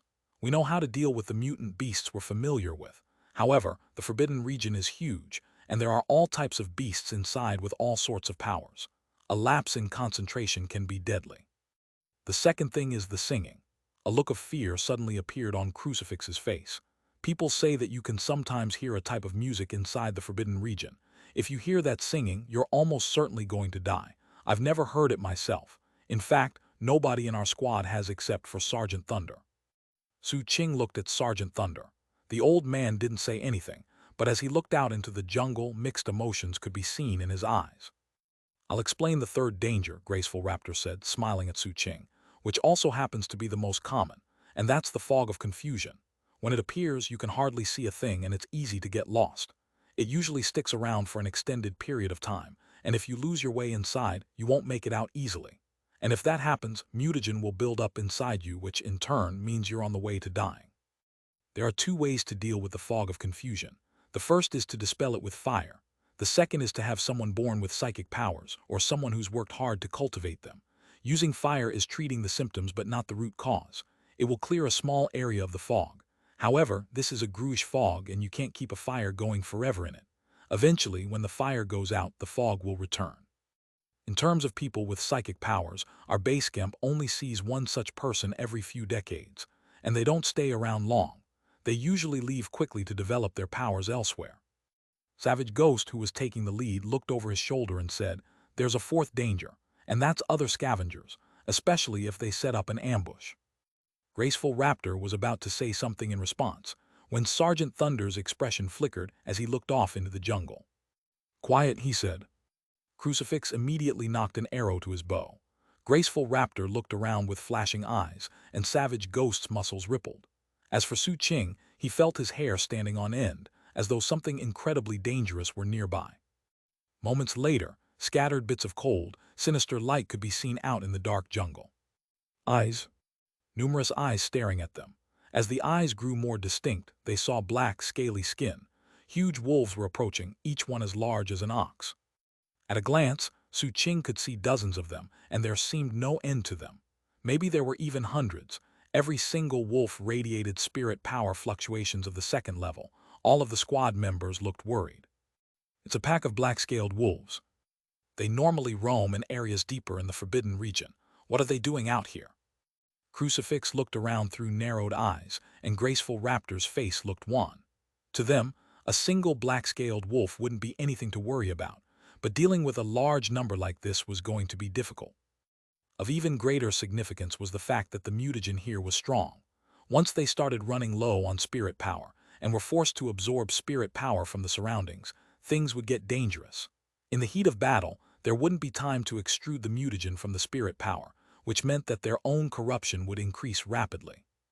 Su Qing found himself gasping for breath as the pressure exuded by the wolves weighed down on him. "Everybody withdraw," Sergeant Thunder said. "I'll hold them here." He started walking forward, spirit power fluctuations rolling off of him that surpassed Crucifix's by double. The wolves stopped walking and glared at Sergeant Thunder. Deathblade's thoughts. Gruish is an invented word that I'm using as the adjective form of gru. The Chinese word is a relatively common word that simply means bizarre or strange. However, as we have already seen, it's being used in the story to describe a specific kind of monstrous being.